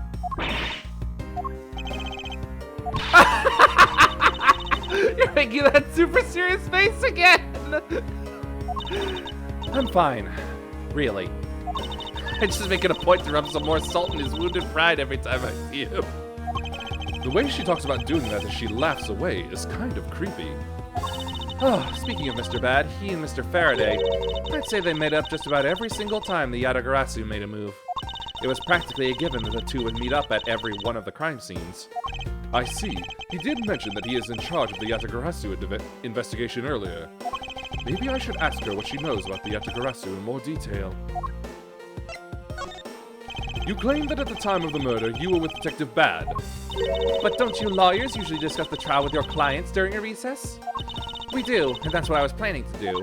But Mr. Faraday was being rather threatening, and he dragged Mr. Rell away. After that, Mr. Bad came into lobby number 1, so we just stayed there and talked. And what did you talk with Detective Bad about? Nothing interesting. I just insulted him some. Talked about how the trial was going, and then I insulted him some more. When she's not laughing, her mouth seemingly spews nothing but insults. Anyway, Mr. Bat and I were in defendant lobby number 1 when the murders occurred, so I really can't tell you anything about the hallway or lobby number 2. I see. I'd like to ask you a few questions about your client, Mr. Macrel. Now, your client first claimed to be the Yatagarasu, is that correct? Yeah. Once I heard that it was the Yatagarasu that had made off with the evidence from KG-8, I began to ask Mr. Rel all sorts of questions, but to no avail. Turns out Mr. Rel was not the Yatagarasu. He had just made that up. He made it up? Mr. Rel's crime was caught on tape by the security cameras, but there is no footage of him sneaking into the Kodobian embassy itself. Hold on for just 1 second. Then you mean to say that you knew that he was not the real Yatagarasu, and that he was just another cold-blooded killer, and you were ready to defend him? Yes, that's right. I see. So a defense lawyer is actually just someone whose job is to cover for the criminals. That's why defense lawyers are so detestable, but they are no match for us Von Karmas.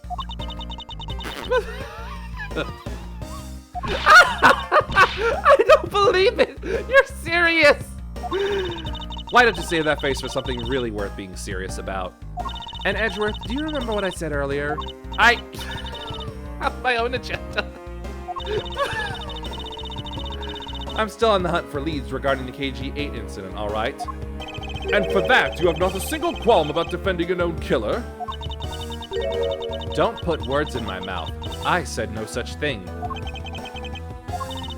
The only way I had to get close to Mr. Rel was to be his lawyer. I had no intention of covering for him, ever. So don't you dare suggest I was going to. I'm sorry. Forgive my rashness. Miss Yu, I was wondering if you could tell me about the Yatagarasu. The Yatagarasu, huh? I don't really know much about that character myself, but I do get a lot of consultation requests from companies to defend them. Requests from companies? The Yatagarasu isn't some petty thief out for money, you know. Alright then, perhaps the Yatagarasu is in the business of stealing people's lives?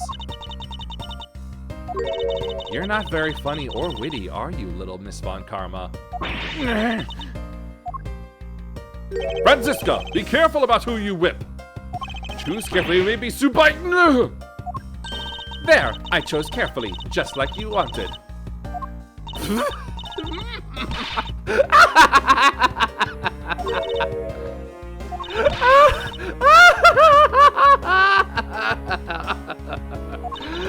That just was hilarious, little Missy. Of course it was. What is wrong with these two women? Why does my pain give them delight? And so, in the end, what is the Yatagarasu? I have to say, I had never even heard of this thief when I was in Germany. The Yatagarasu deals in information, namely in digging out dirt about backroom dealings and the like of companies. The Yatagarasu is a vigilante who steals such info and then makes it public for all to see. Vigilante or not, this person sounds like just another criminal to me. I suppose you could put it that way, too. But either way, I get a lot more clients now thanks to that thief. Go die, bot.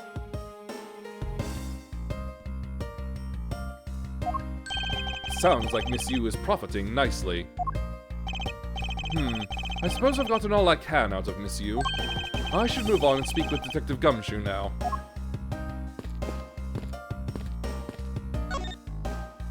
Detective Gumshoe. Hey, it's you, pal! You're here! Yo! As am I. I don't think you needed to whip him to let you know that. I didn't do it, pal! I swear on my honor as a detective, I really didn't! Your words are useless. I place my trust only in the evidence, detective. Once the investigation is fully over, and should we find out that you are the killer, there will be no mercy to be had for you. Have a heart, pal! But you're not worried, right? After all, you have nothing to worry about if you really are innocent, that is. That's right! Hey, pal, go do your perfect investigation and get the real killer for me, will you? I would have done so even had you not requested me to, detective. So you and Mr. Faraday had a small meeting last week, did you? And what exactly did you do to make him so angry? I just asked Detective Bad the same thing myself, pal. Turns out he was mad at me because on my very first day as a detective, I reported in at my usual post instead of the Criminal Affairs Department. By the time I got down to Criminal Affairs, I was really late. And that's when he gave me that huge speech. I remember doing the same exact thing in elementary school. On the first day of school, every year, I'd always wind up going to my old classroom. How pathetic for the detective to be comparable to a mere schoolchild.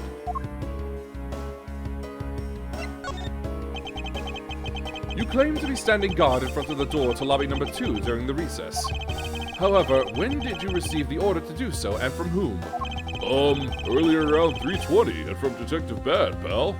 Today's trial took a really crazy turn, so I was told to make sure nothing happened to Mr. Faraday. And yet something did happen to him, correct? It looks like it was a total waste of manpower to assign you to guard duty. Oh! Your words sting worse than your whip, pal.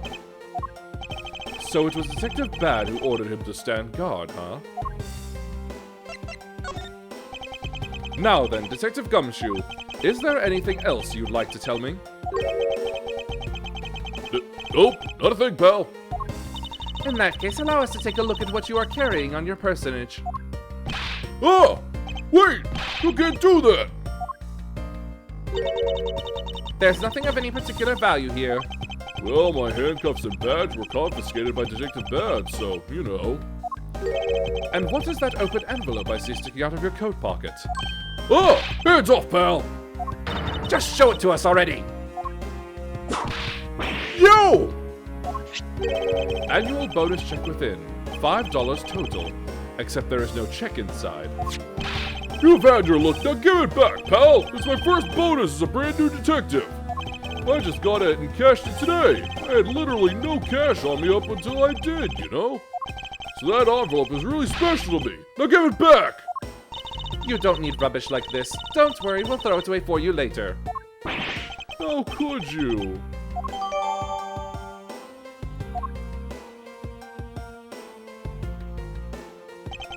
I'm sorry, but I need to take him in for questioning now. I think I've asked him just about everything I needed to. No, wait. Since he became a suspect, there is one piece of evidence I should reconfirm. Officer, I ask that you wait a second. I still have one thing I'd like to reconfirm with Detective Gumshoe. Understood, but please make it brief, sir. I want to hear it from the horse's mouth. I must confirm whether or not his testimony about when the crime occurred is the truth. Whoops. It's a bookshelf. What is this? Judges' Trial Exchange Log. It appears to be a journal where the various judges share their thoughts and ideas. The real daily lives of the judges are laid out here on these pages. There's nothing about the court in here. It's just page after page of unrelated drivel. Judging by the content, they are very enthusiastic about the courthouse's daily menu. And it would appear that fried oysters are a favorite. I have no use for such foolishly foolish words from that foolishly foolish crowd. Someone please assure me that this is not the true state of this country's judiciary.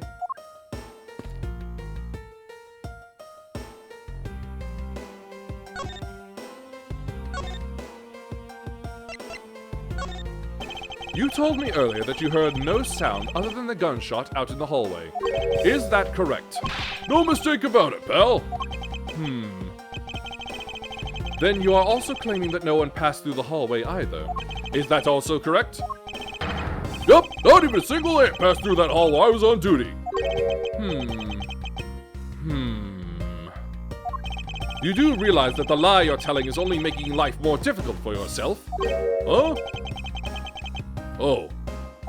But it's true! I didn't see anyone go through the hallway, and I didn't hear anything else, pal! I bet the killer found a way to kill the two guys that's beyond what I can even imagine. So he intends to continue telling this ridiculous lie. But why would he do so given the situation he's in? I believe a thorough investigation of the hallway in front of the defendant lobbies is in order.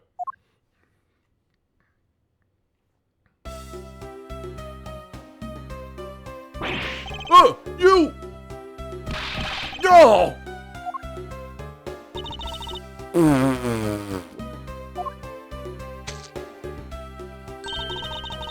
you have not noticed that coming? Wasn't that the child I changed money for earlier? Thanks! That's exactly what I needed! Kids can sometimes be so cruel. It looks like she dropped something. Maybe we should arrest the girl? She might turn out to be a valuable lead. I believe some sort of punishment may need to be dealt the next time we meet. I believe I've asked all that I need to of this man. Now for Detective Bad and the judge. We have to confirm who is correct, the judge or that scrap face, right? I suppose we should inspect the hallway in front of lobby number 2 next then. I suppose so.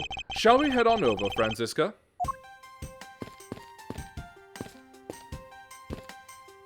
A little jittery there.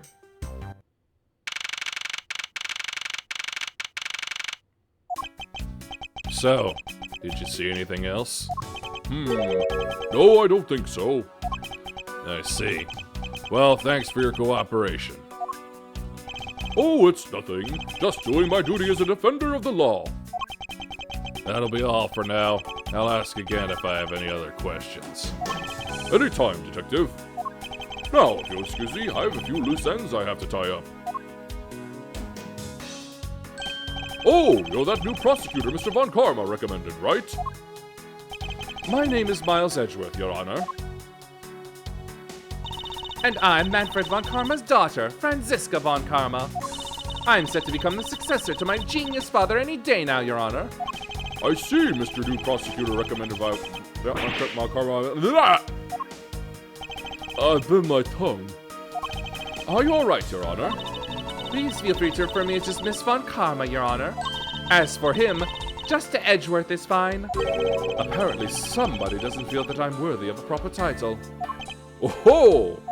Very well then, I shall call you Miss Von Karma and Mr. Prosecutor Edgeworth. Your Honor, Mr. Edgeworth is fine, sir. Now, about your earlier testimony... Yes, what about it, Mr. Edgeworth? I would like to ask you a few questions about what exactly you saw. All right. After all, it's my duty to clarify my testimony as a defender of the law. I greatly appreciate your cooperation, Your Honor. Now, the first thing I will need to do is figure out that detective's exact movements.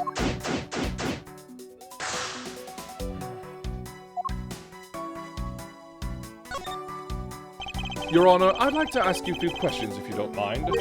Where were you at the time of the murder? Do you suspect me of something? No, nothing of the sort, Your Honor. Very well, you may continue with your testimony. Your Honor, it's your testimony I'm after. Oh! I had no idea you were chasing after me or my testimony. I'm beginning to sense that I might want to avoid being in a trial run by this judge. Let's see here. Now then, how should I put this? When you get to be my age, you need to pay more frequent visits to the restroom. If you go take a look through the window at the end of this hall, you'll see a small window. That is the window to the men's restroom. In other words, you can see clearly into this hallway from the men's restroom. When I was going into the restroom, that detective... Gumshoe, was it?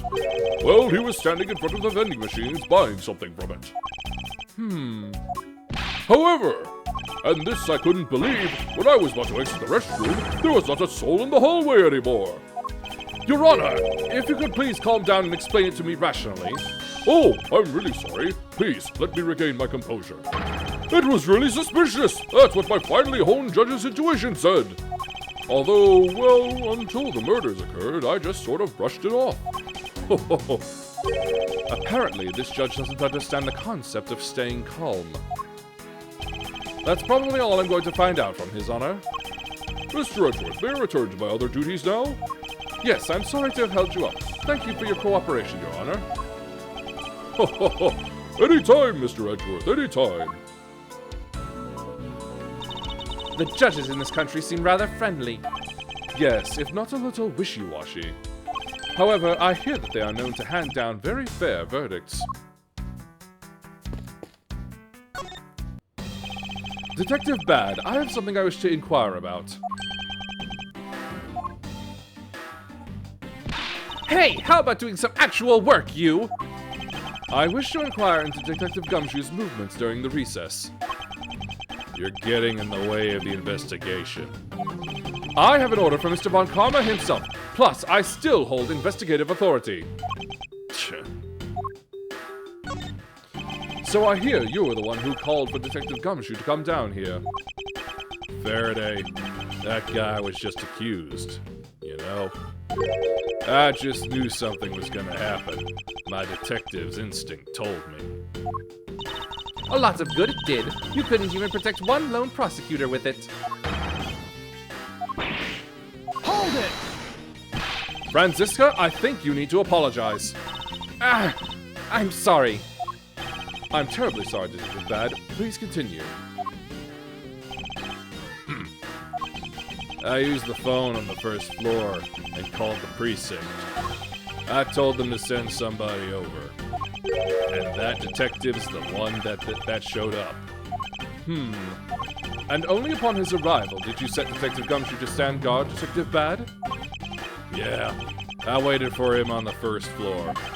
After he got here, we came up to these defendant lobbies together.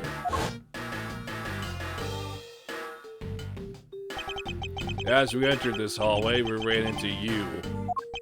She told us that Faraday was really mad, and that he dragged Rel off to lobby number 2 to have a word or something. And that Faraday had said to not let anyone interrupt them. So what choice did I have? All I could do was tell the big lug to stand guard outside. And around what time did all of that take place? Let's see. I think it was about 30 minutes before I heard the gunshot. After giving the big lug his assignment, he never left the hallway. Not once. Oh, and how can you make such a claim? One of the guards out in this floor's main lobby swore to me that he didn't. If the detective never left the hallway, then where did he disappear off to? That's simple. He must have gone into lobby number 2 just as I suspected. You and I, we were in lobby number 1 next door. The only one without an alibi is Gumshoe. It would seem that I'm still missing some key pieces of information. Detective Bad, you also heard the gunshot, did you not? Yeah. I heard it when I was in defendant lobby number 1. That's why I came running towards lobby number 2 together with you. How much time elapsed between you hearing the gunshot and your arrival on the scene? Less than a minute. What were your movements upon hearing the gunshot? I grabbed the big lug who was just walking around in the hall and raced into lobby number 2. And that's when we discovered the bodies. In that order. That makes you the discoverer of the crime scene, right?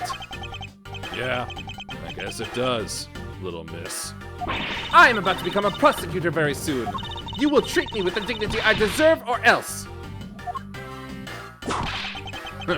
You wave that thing around anymore, and I'll have you arrested for obstruction, little miss. You wouldn't dare! Just joking. Detective Bad is really something if he can make Franziska behave. Are we about done? Is there anything else I should ask him about?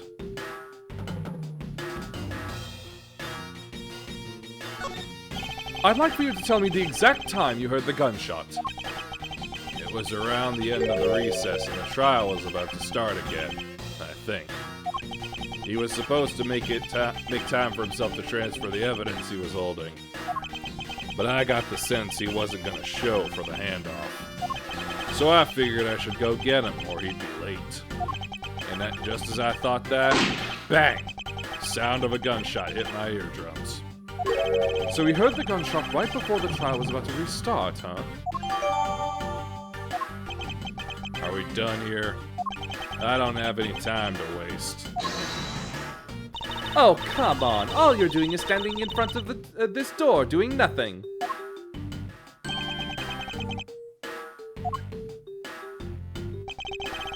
I get the sense that he is somewhat investigating this crime scene. Or rather, that he's keeping us under surveillance. But to what end? Detective Bad, may I ask that you cooperate us for just a bit longer?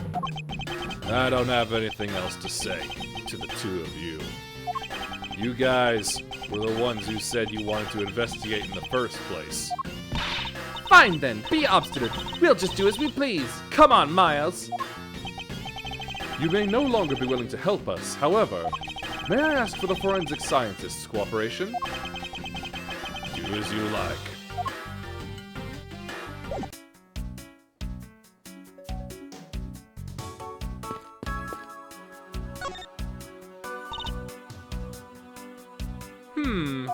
It would appear that this vending machine sells snacks and various other foods. Just lovely. What will they think of next? Don't be a jerk in court like these beef jerks. 1 packet for $9. Defendant's fresh milk. 1/2 pint for $7. Stay neutral as the Swiss do until the end with these. For $6. They're awfully overpriced. The lineup is simply awful. Period. Speaking of snacks, I wonder if that Swiss roll the little girl dropped is from this machine. I was wondering about that myself.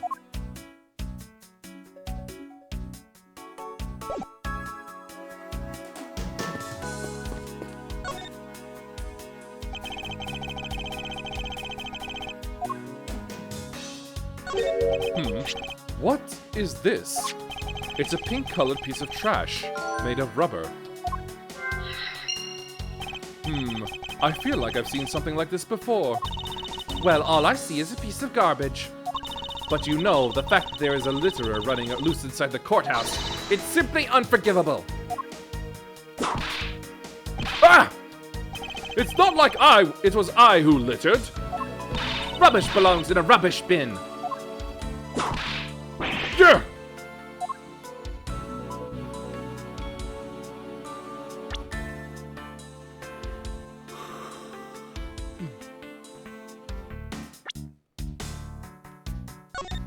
Ugh! What's the matter? I pricked myself on one of this cactus's needles. I didn't think the needles on this thing would be so sharp. Well, what did you expect? Can you imagine how bad it would be if you were hit on the head by one of these? Anyway, this cactus seems to be unrelated to our case. Do you really think so? Because I believe that this cactus sitting on this windowsill is completely related. Oh, well then I look forward to your explanation on how exactly it is related.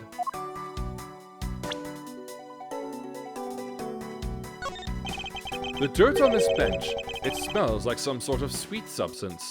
I can't believe there's someone going around dirtying the courthouse. For shame! Hold it! Calm down, Franziska. Now, take a good look. Doesn't this smudge look kind of like a handprint to you? I suppose it could be. Which means that perhaps we can lift the prints of the person who sullied this bench. I see, and then we'll know the identity of our mystery slob. You there, the lab technician. Could you please find out who this handprint belongs to? Sir! Yes, sir! I've got the results of the fingerprint analysis, sir. And do we know who they belong to? Sir, the fingerprints belong to Detective Gumshoe.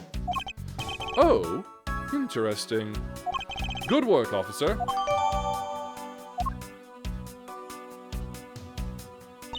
And there you have it. Yes, I suppose so. Now we know the identity of the person who dirtied the bench. I sense that you and I will be using this information in very different ways.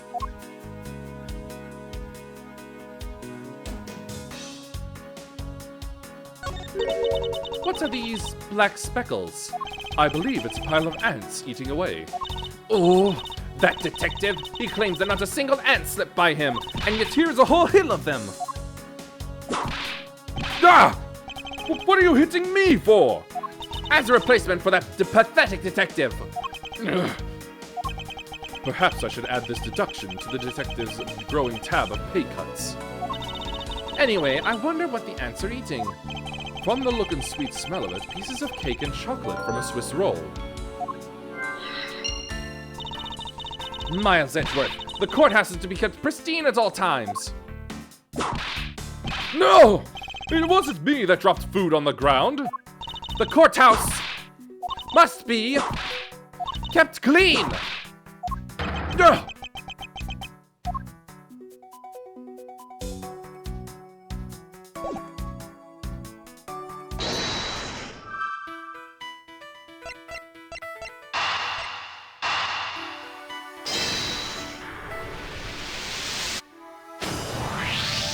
These bits of chocolate and cake, could they not have come from a Swiss roll? A Swiss roll? Why would a courthouse sell a thing like that? It may not seem like the right venue, however, it is being sold right over there. The vending machine? Ah, I see. Stay neutral as the Swiss do until the end with these. 2 for $6! Talk about expensive! Leaving the fact that it's on the expensive side aside, the fact that the cake crumbs and chocolate bits were found in this hallway suggests that they came from a Swiss roll that was purchased from this machine. I think I have a pretty clear picture of what happened here now. Naturally. After all, I'm here, aren't I? Detective Gumshoe must have sat on this bench as he ate a Swiss roll. As he ate, he dropped it on the floor and sullied the bench. How could he have not cleaned up after himself? How utterly despicable! Don't you dare with me again! It wasn't I who made the mess in the first place! Anyway, if it was indeed Detective Gumshoe who bought the Swiss roll, that creates a rather interesting contradiction of facts. A contradiction? Where? I think another look at the special courthouse vending machine is in order.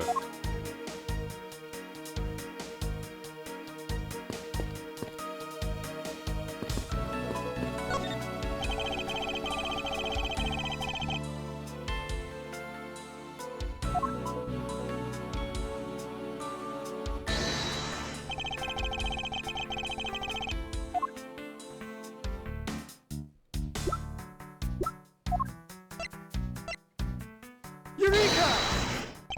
About Detective Gumshoe's finances, he said that until this morning, he didn't have even a single penny on his personage. Just how poor is that guy? If his bonus really was only $5, then he should not have been able to purchase a pack of Swiss rolls. However, facts being as they are, we found cake crumbs on the floor. Meaning Scruffy must have bought a pack somehow.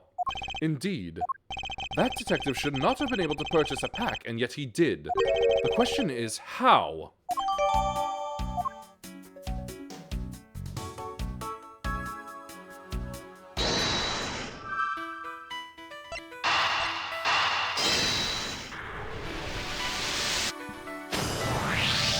This pink rubbery substance, I saw this in a different form earlier today.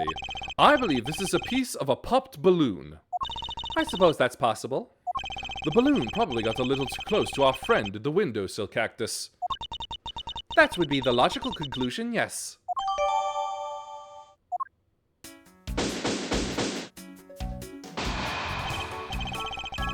I believe I now have a very firm grasp on what happened here. Well, I do too.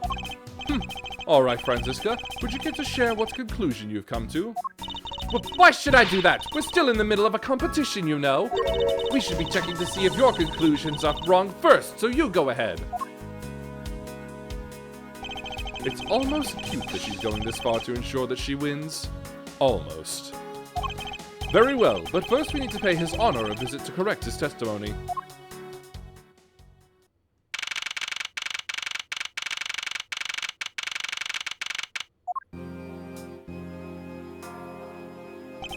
Your Honor, if I may, I'd like to test your witness testimony to see how it stands up. Do you doubt me? Am I your new suspect? In a sense, I suppose you could say that. Even you, a judge, are nothing but a common witness before Avant Karma. Silence in the courtroom! Silence, I say! Mr. New Prosecutor, recommend my vet for Karma while such as the misdemeanor prosecutor assistant.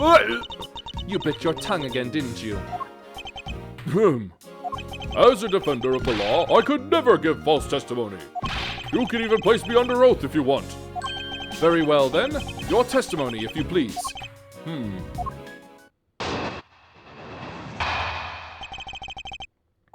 During the recess, I went to the restroom. There is a window on the hallway side. In other words, I could see into the hallway. As I entered, I saw that detective buying something from the vending machine. But when I was about to exit the restroom, he had completely disappeared. A detective that goes missing while on duty. That sounds mighty suspicious to me.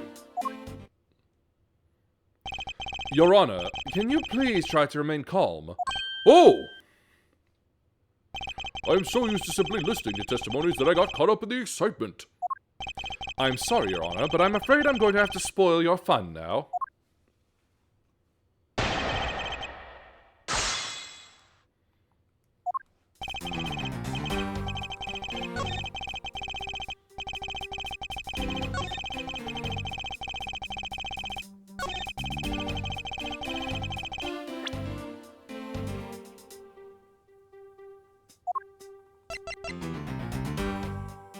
Objection!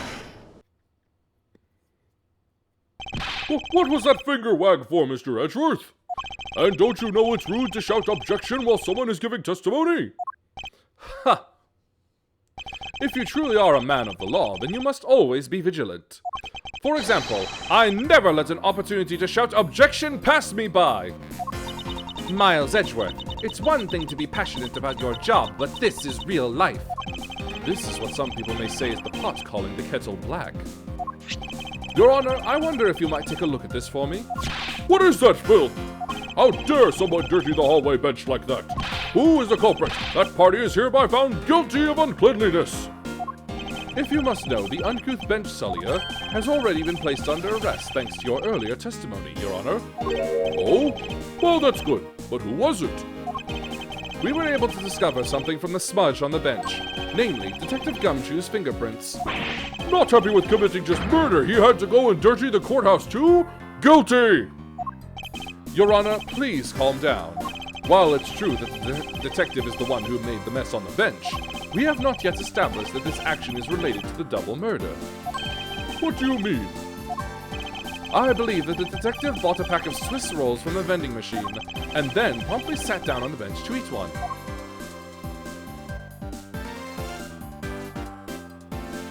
The cake crumbs and pieces of chocolate on the floor under the bench, and Detective Gumshoe's fingerprints prove my conclusions to be true. Oh, but I still don't understand. Is this whole thing related to how I couldn't see him as I was leaving the restroom? It is indeed. The window in the hallway was built rather high up into the wall, at around a grown adult's chest height. As evidence, I submit that Franziska herself was unable to see out of that window.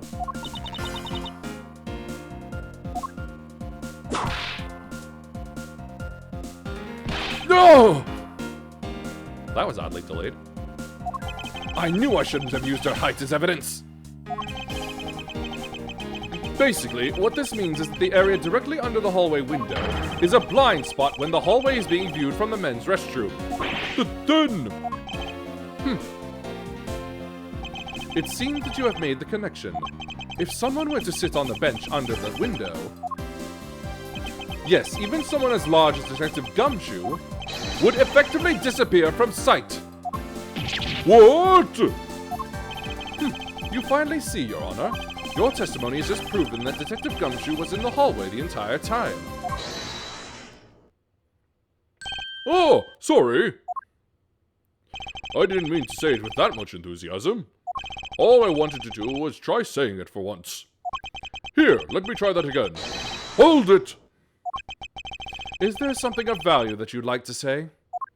Yes, actually there is. I remembered something else just now. Mr. Edgeworth, please allow me to testify to the court one more time.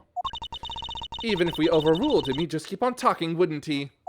That might not be a bad thing. The more info, the better in a perfect investigation, right?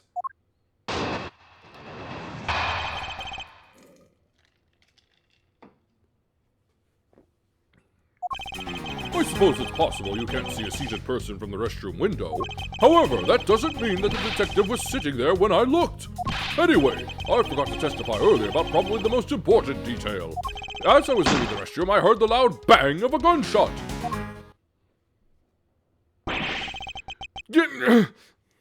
How was that? That is the testimony of one who judges the crimes of others. Your Honor, could you try to state the important facts first next time? I agree. Before you go around judging others, you should learn to judge your own words. Hey! Oh, I'm sorry. But honestly, I thought that sound was just a noise bumper until just now. Now that he mentions it, right before we restarted the trial, he did talk about that. Oh, by the way, was there someone celebrating a birthday during the recess? I could have sworn that I heard a popper going off. Come to think of it, the other day with my grandson. The most critical point in this argument is when did the judge look into the hallway? And whether that lines up with when the gun was actually fired. Your Honor, if I may, I'd like to clarify a few details in your testimony.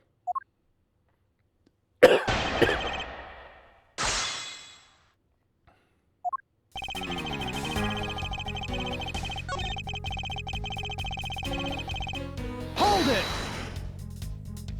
As we established, you went to the restroom during the recess. However, at what point in the recess did you look into that hallway? After I called for recess, I handled the change of prosecutor paperwork. Maybe about 20 minutes until we reconvened. Yes, that sounds about right. Just as I expected. What were you expecting? And I demand to know what that all-knowing smile is for. Your Honor, that statement you made just now is very important. I'd like for you to append it to your testimony. All right, if you insist. Let's see. I looked into that hallway about 20 minutes before we were to reconvene. Objection! Your Honor... I cannot allow you to make an objection. What? Your Honor, I'm really sorry, but I cannot allow you to not allow me to make an objection. Egads! I've been overruled! Your Honor, there are simply too many holes in your testimony for my taste. What do you mean by that? You claim that you heard the gunshot during the recess, but that is simply not possible. Mr. New Prosecutor recommended by Manfred von... Instead of biting your tongue, why don't you bite your... I see you have no mercy for the elderly either, Franziska. Don't talk back to me unless you want to be whipped in the back. With your height, you'd need a stepladder or 4 to accomplish that. Ad break.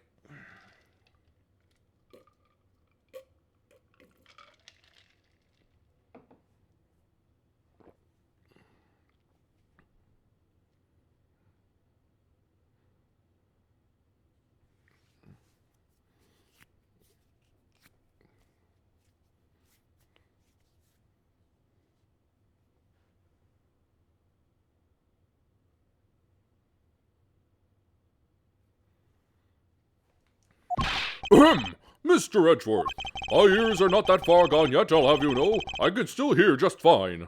And I heard the sound of a gunshot loud and clear with my own 2 ears. Your Honor, I have here an interesting bit of testimony. It's from Detective Bad, and according to him, he heard the gunshot right before the trial was about to start again. What did you just say? Your Honor, you just said that you heard the gunshot about 20 minutes before we were to reconvene. How do you explain this glaring contradiction? That can't be! Unfortunately, that is the truth. But I heard it clear as day! Bang! A loud sound of a gunshot! The sound of the gunshot. We keep returning to this point of contention. And that piece of evidence. I always did wonder why I found it where I did. However, now I understand what that gunshot the judge really heard really was. Unfortunately, Your Honor, this is what really produced the gunshot you heard. Take that! I found this object in the hallway earlier. Oh, what is that pink substance? It may not look it, but this is actually a piece of a balloon. I see. And I suppose you would like me to accept that pink balloon into the court record? Your Honor, I present this piece of evidence in order to overrule your testimony. What? Your Honor, your argument goes as follows. You saw no one in the hallway until you heard the gunshot. Now, there is no guarantee that the detective was sitting on the bench at that time. Therefore, you believe he must have been at the crime scene, defendant lobby number 2. Am I correct? Yes, that's exactly right. Let me ask you something. Do you think that the gunshot you heard was produced by a real gun? I think I've said enough that even you can figure the rest out on your own. Your Honor, you were fooled by the popping of this balloon into thinking it was a gunshot. What manner of trickery is this? That was a good effort you put forth, Miles Edgeworth. But if it was me, I'd have wrapped this thing up before the judge even testified. Care to elaborate on how one ends something before it even begins? Well, to be honest, I did think that the sound was a bit off from a real gunshot sound. But who could have guessed that someone would pop a balloon in a place like this? That's true. One doesn't usually think balloons in conjunction with courthouse.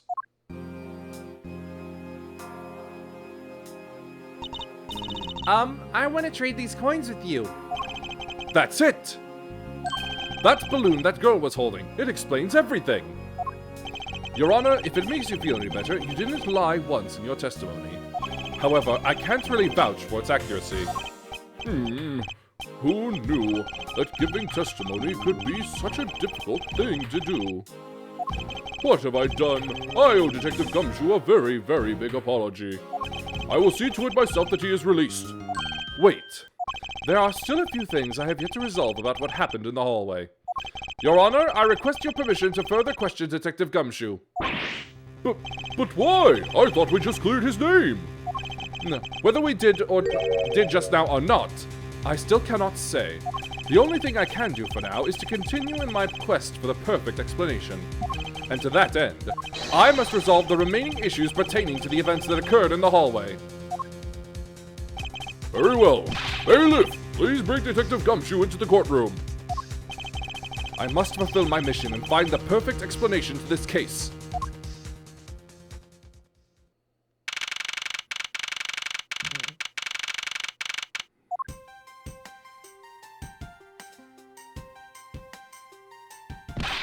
What is it now? Is it time for my trial already? I've already told you a gazillion times, pal. I didn't do it.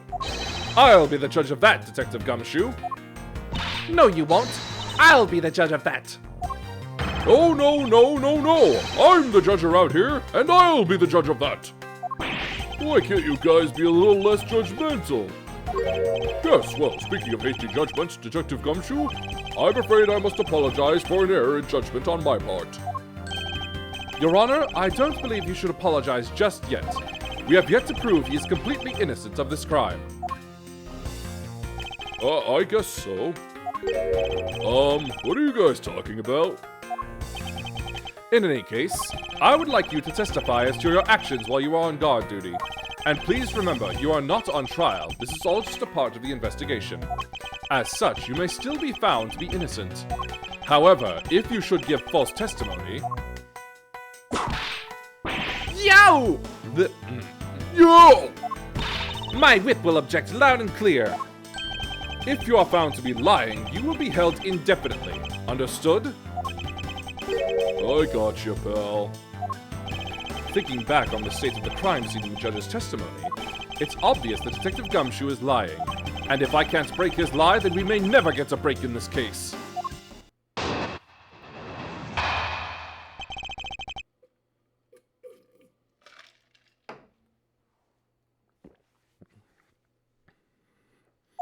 I came down here to this courthouse on Detective Bad's orders.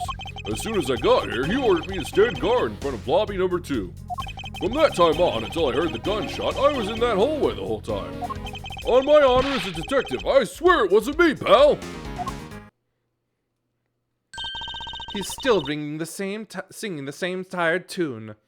In that case, I'll just have to change the melody. I know he's lying, and it's time I pulled the information I need out of him.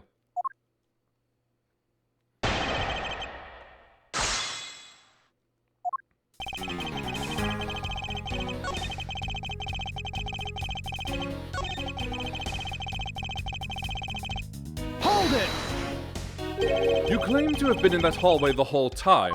However, is it not a fact that you did something while you were in that hallway? Of course I did something. I guarded the door to lobby number 2, pal. What else? Very well then. And what exactly does guarding that door entail? Well, to put it simply, Oh, I know. It was my job to stand in front of the door without moving an inch. Oh? Detective Gumshoe, you mean to tell me that you didn't take a single step away from the door to lobby number 2? Is that really what you wish to testify to the effect of? You got it, pal. I didn't take a single step away from that door just like I was ordered not to.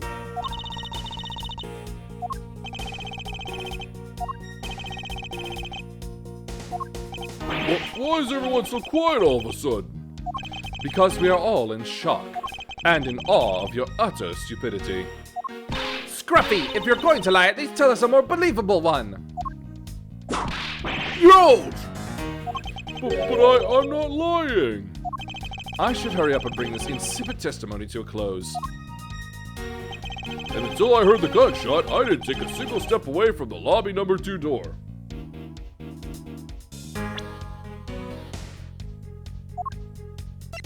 Objection! I have an objection. What is it, pal? Detective Gumshoe, I wonder if you might recognize this from somewhere. Hey, it's one of those things. A courthouse special Swiss rolls, right, pal? Precisely. In that case, I suppose that you also recall the sullied hallway bench?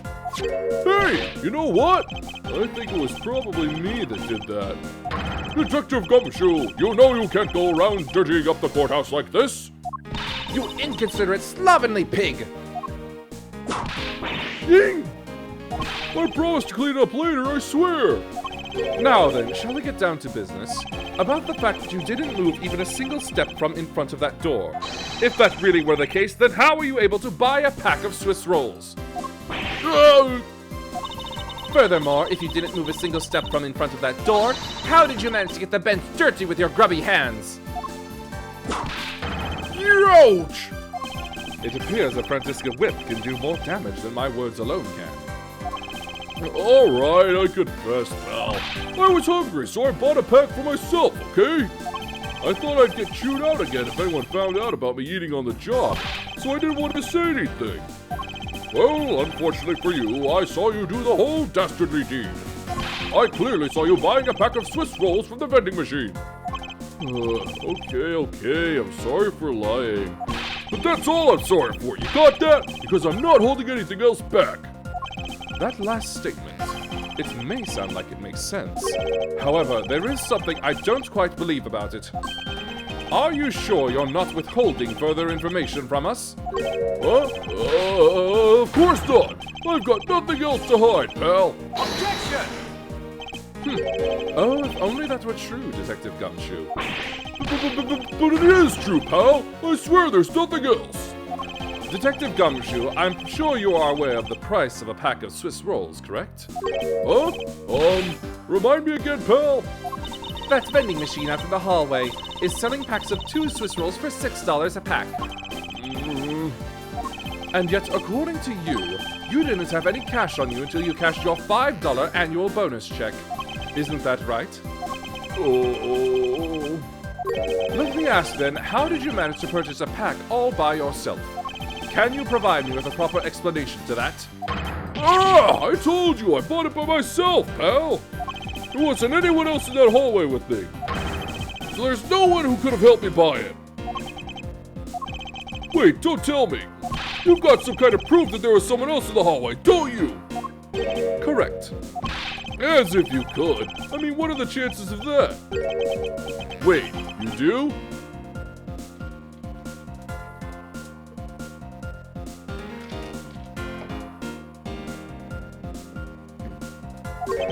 Of course I do. What? How? What proof do I have that there must have been someone else in the hallway?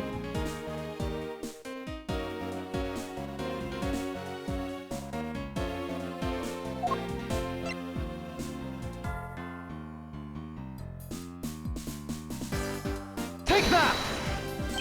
Hey, you showed that to me not 2 seconds ago, pal. I think you're under the mistaken impression that I bought this pack of rolls. Wait, if you didn't buy it, then that means you must have stolen it, you thief! What? I would never do such a thing! All you liars are the same. You start out as thieves. You're under arrest, pal. I believe you meant to assert that all thieves start out as liars. And in that case, what does that say about you, detective? This particular Swiss roll was dropped by a certain someone. Oh.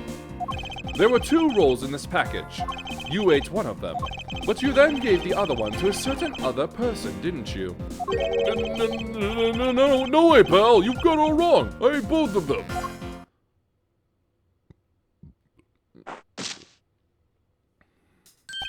It would appear that we've caught you at last.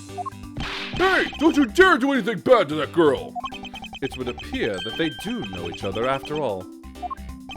So why do you continue to come up to me and kick me? Have I wronged you somehow? I have a name and it's Kay. Kay what? Kay Faraday. Faraday? Are you perhaps Mr. Faraday's daughter? I'm not a you, I'm Kay. Kay, you know, good little girls don't kick other people. Especially not hard enough to leave big nasty bruises like the way you did. Well, then you shouldn't have put Gummy under arrest, mister. Gummy? My guess is that she's talking about Detective Gumshoe. What a cute nickname you've given him. Gummy didn't do anything wrong. Okay. It appears that I will need to speak with her in a bit more detail. Rawr.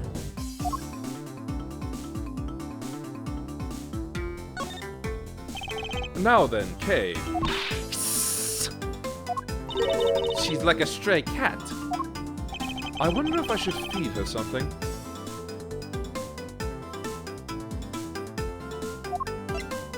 Take that! Kay, I promise to give this to you if you calm down. Oh, a Swiss roll. It really belongs to you, though, doesn't it? Yeah, I was saving it for Daddy. Oh my. Your father, he's... Oh, don't you say another word, pal. She doesn't know yet. Thanks for watching out for me, Gummy. But I already know about Daddy. I overheard the guards talking about how he's not here anymore. I'm sorry. I'm sorry I couldn't protect him. Kay. I'm not gonna cry. I'm not gonna cry.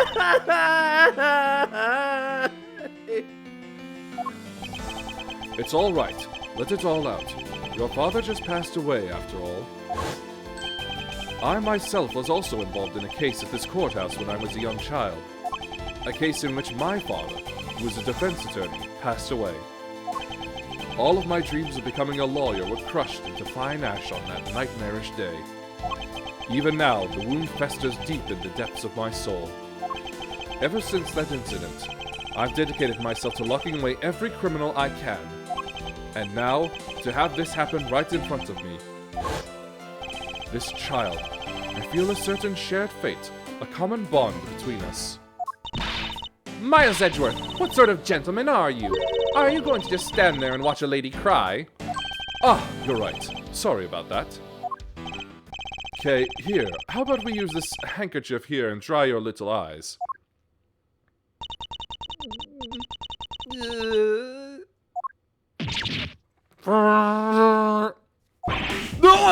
My cravat! Don't blow your nose on that! I feel better now, thanks.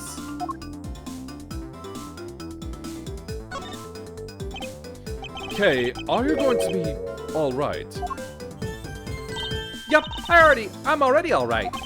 Somehow, I highly doubt that, but I'm not going to push it. I promised Daddy I'd never cry in front of strangers. And you're a good kid, aren't you, Kay? You always keep your promises, right? That's right. Even if I can't see Daddy anymore, I'm still going to keep all my promises. You're a very brave girl, Kay. You're a very good child for keeping the promises you made to your papa.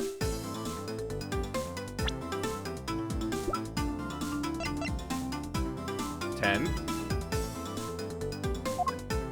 $13,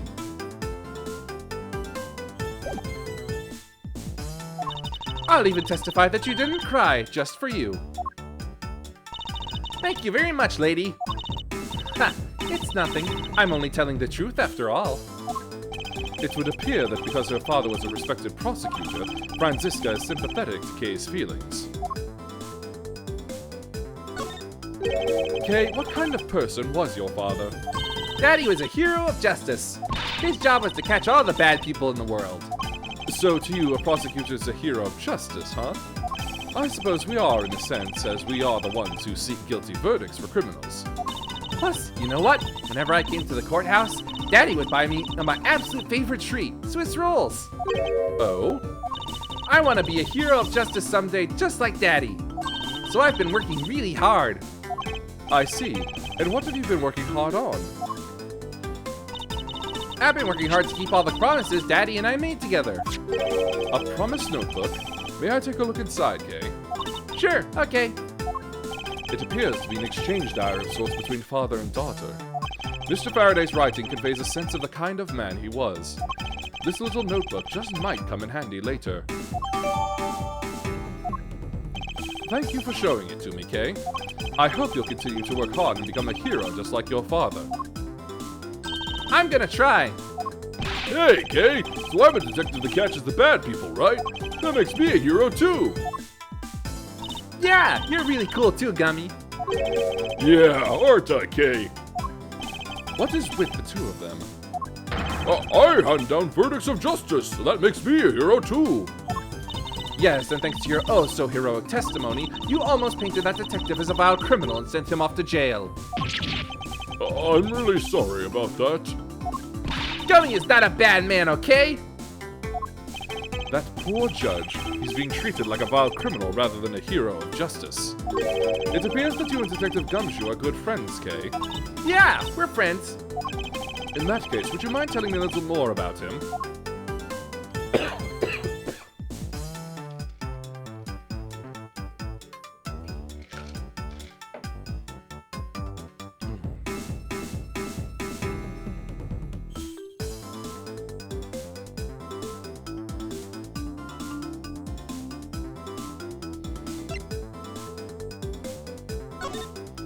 So I take it that you ran into Detective Gumshoe earlier? Yep. I was on my way to see Daddy when I saw Gummy standing there. He was standing in the hallway staring really hard at the vending machine, so I said hi. And when was this? Huh? Oh, before everything got crazy. How long were the two of you together? We only talked for a little while, and then we went our own ways. That's right, pal. Kay and I only talked for a little while, and that's it. Oh, which means we have now confirmed that Kay was in the hallway during the recess, isn't that right? You got me. I told you to stop picking on Gummy, mister. Very well then. I'll just have to speak with the good detective in private later. Were you the one who bought this pack of Swiss rolls, Kay? Well, I didn't really have a lot of money, and I somehow made $1 out of all the pennies and quarters I had, but that still wasn't enough, and I really wanted one.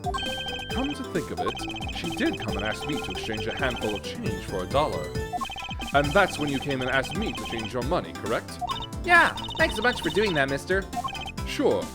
But let me ask you, even with that $1, you still didn't have enough, correct? Well, that's why... Hey, if you bully Kay anymore, I'm gonna have to arrest you, pal! Need I remind you that you're the one already under arrest? Yo!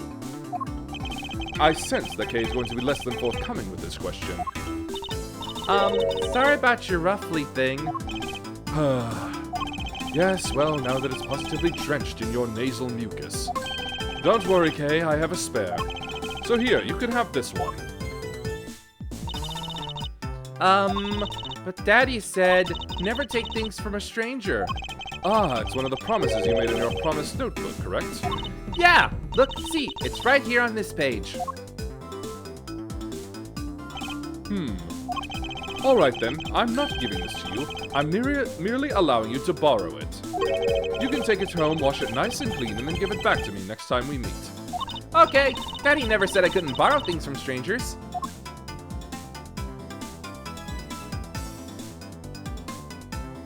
Now then, Detective Gumshoe. Uh-oh. I believe it is now crystal clear that you were with little Kay in that hallway. Oh. I told you to stop being mean to Gummy! Miles Edgeworth, there is still something you have yet to resolve. I beg your pardon? You still haven't offered an explanation for why that man would lie to us. That's... well... Gummy, don't tell me you lied for my sake. Hey, don't worry about it, Kay. Everything's gonna be okay. Ah, so that's why. So, what was Detective Gumshoe's motive for lying? If you can't explain that, then you can't call this a perfect investigation. His reason for lying is very simple. But what? Here's what I believe to be his reason. From simple observation of the detective's actions and his interactions with Kay, it's obvious the detective was lying for the young girl's sake. And that this piece of evidence will show you exactly why. Which piece of evidence proves that Detective Gumshoe was lying on account of Kay?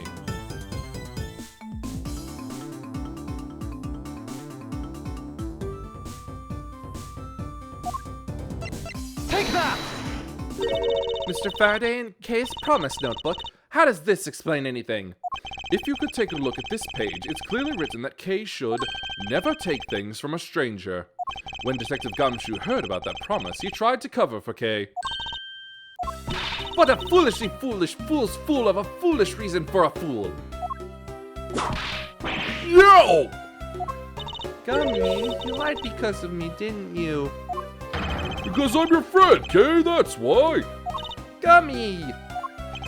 At long last, Detective Gumshoe, can you please tell me the whole truth now? Guess there's no beating you, huh, pal? Okay, I'll spill the goods. I've been standing guard for a while. I was getting really hungry and that snack vending machine was taunting me. But all the cash you had on you was $5, and that wasn't enough to buy anything, right? After all, the cheapest item on that machine is a $6 pack of Swiss rolls. Yeah, but then, like an angel from heaven, Kay showed up. I was thinking about sharing a snack with Daddy, so I wanted to buy a Swiss roll, but I only had about $1 in coins. So we pooled my $5 and her $1 together and bought a pack of Swiss rolls together. But I was worried about breaking one of my promises. So then Gummy said, Mr. Faraday's one scary guy when he gets mad. But don't worry, you won't get in trouble if I don't tell, right? Besides, you bought it with me, so you didn't really get it from me, you know? He told me it'd be okay. And he gave me a whole roll to save and give to Daddy.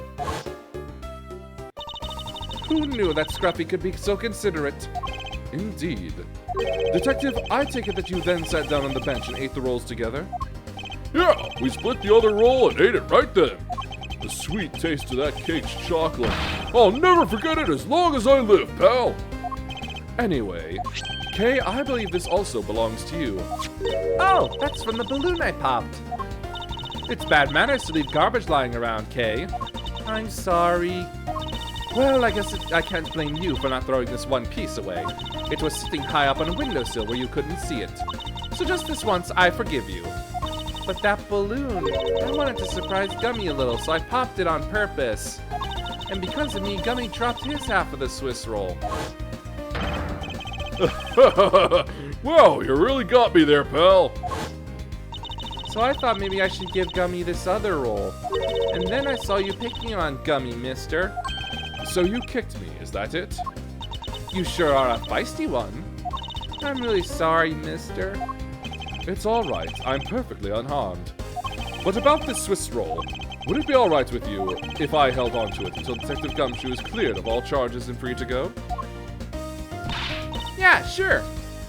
Just make sure you give it to Gummy afterwards, okay? Of course, I promise. Now then, I believe we have proven beyond the shadow of a doubt that Detective Gumshoe was in the hallway for the entire duration of his duty, which undeniably proves that Detective Gumshoe could not have committed the double murders. Objection! Actually, it proves just the opposite, Edgeworth. You've just shown that Detective Gumshoe is the only one who could have committed the crime. What do you mean? It's quite rude to eavesdrop, Miss Yu.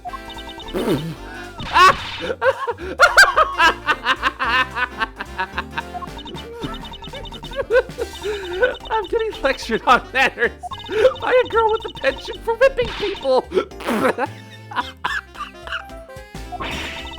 What? How dare you talk back with such insolence? You're wrong, lady. Gummy's not the bad guy.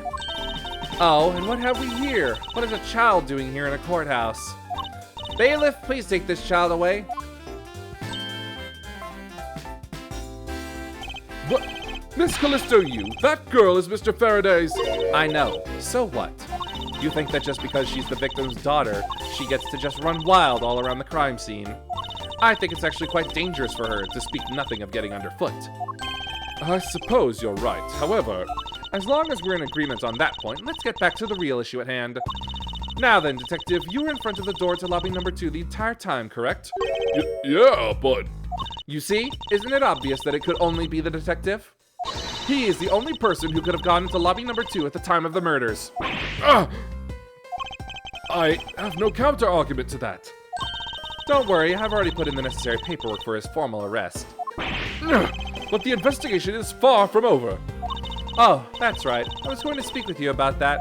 Don't you think it's reckless to talk to the suspect out in the open without a guard? I suppose it is. Well, as someone with more experience in law than you, allow me to share something. Always keep a good eye on a criminal, or you may regret what comes of your negligence. Oh, Miles, I can't believe you're letting this woman lecture you like this. This is unforgivable as a disciple of Von Karma. Down, Tigress. Now then, I'll be looking forward to the results of your investigation. So, we're back to square one. Actually, this is our last chance. I can tell that if we fail to solve this case, Detective Gumshoe will be formally charged under all of the circumstantial evidence. This investigation is not over yet. There's still one location we have yet to inspect. It's where Detective Ban and Miss Yu were at the time of the crime. Lobby number 1.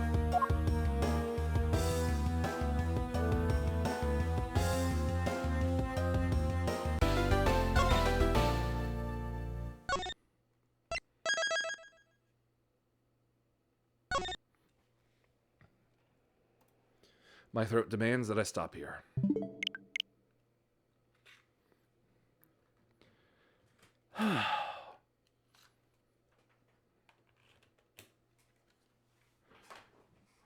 Oh, that medicine really did the trick at the end there.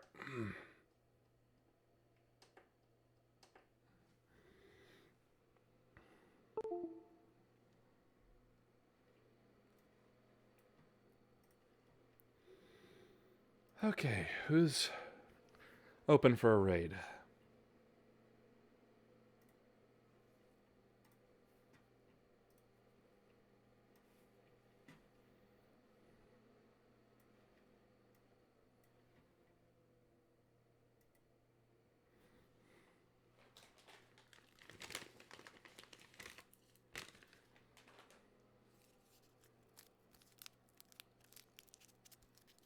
Yep.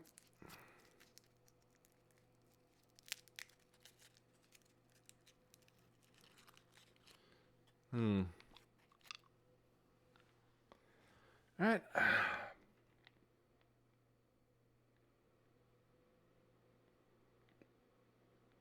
Yep.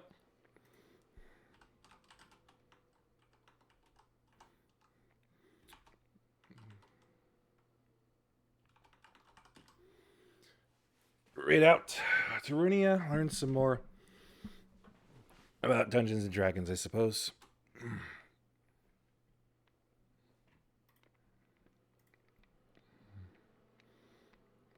And just let me stop something real quick. There.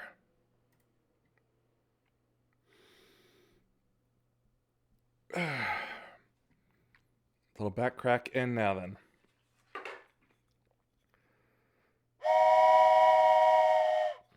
We've arrived at our destination. Please watch your step as you disembark. Please follow if you liked. Thanks for watching. Peace be with you, and may the forces of evil be confused on the way to your home. Bye. Whoops, that's wrong.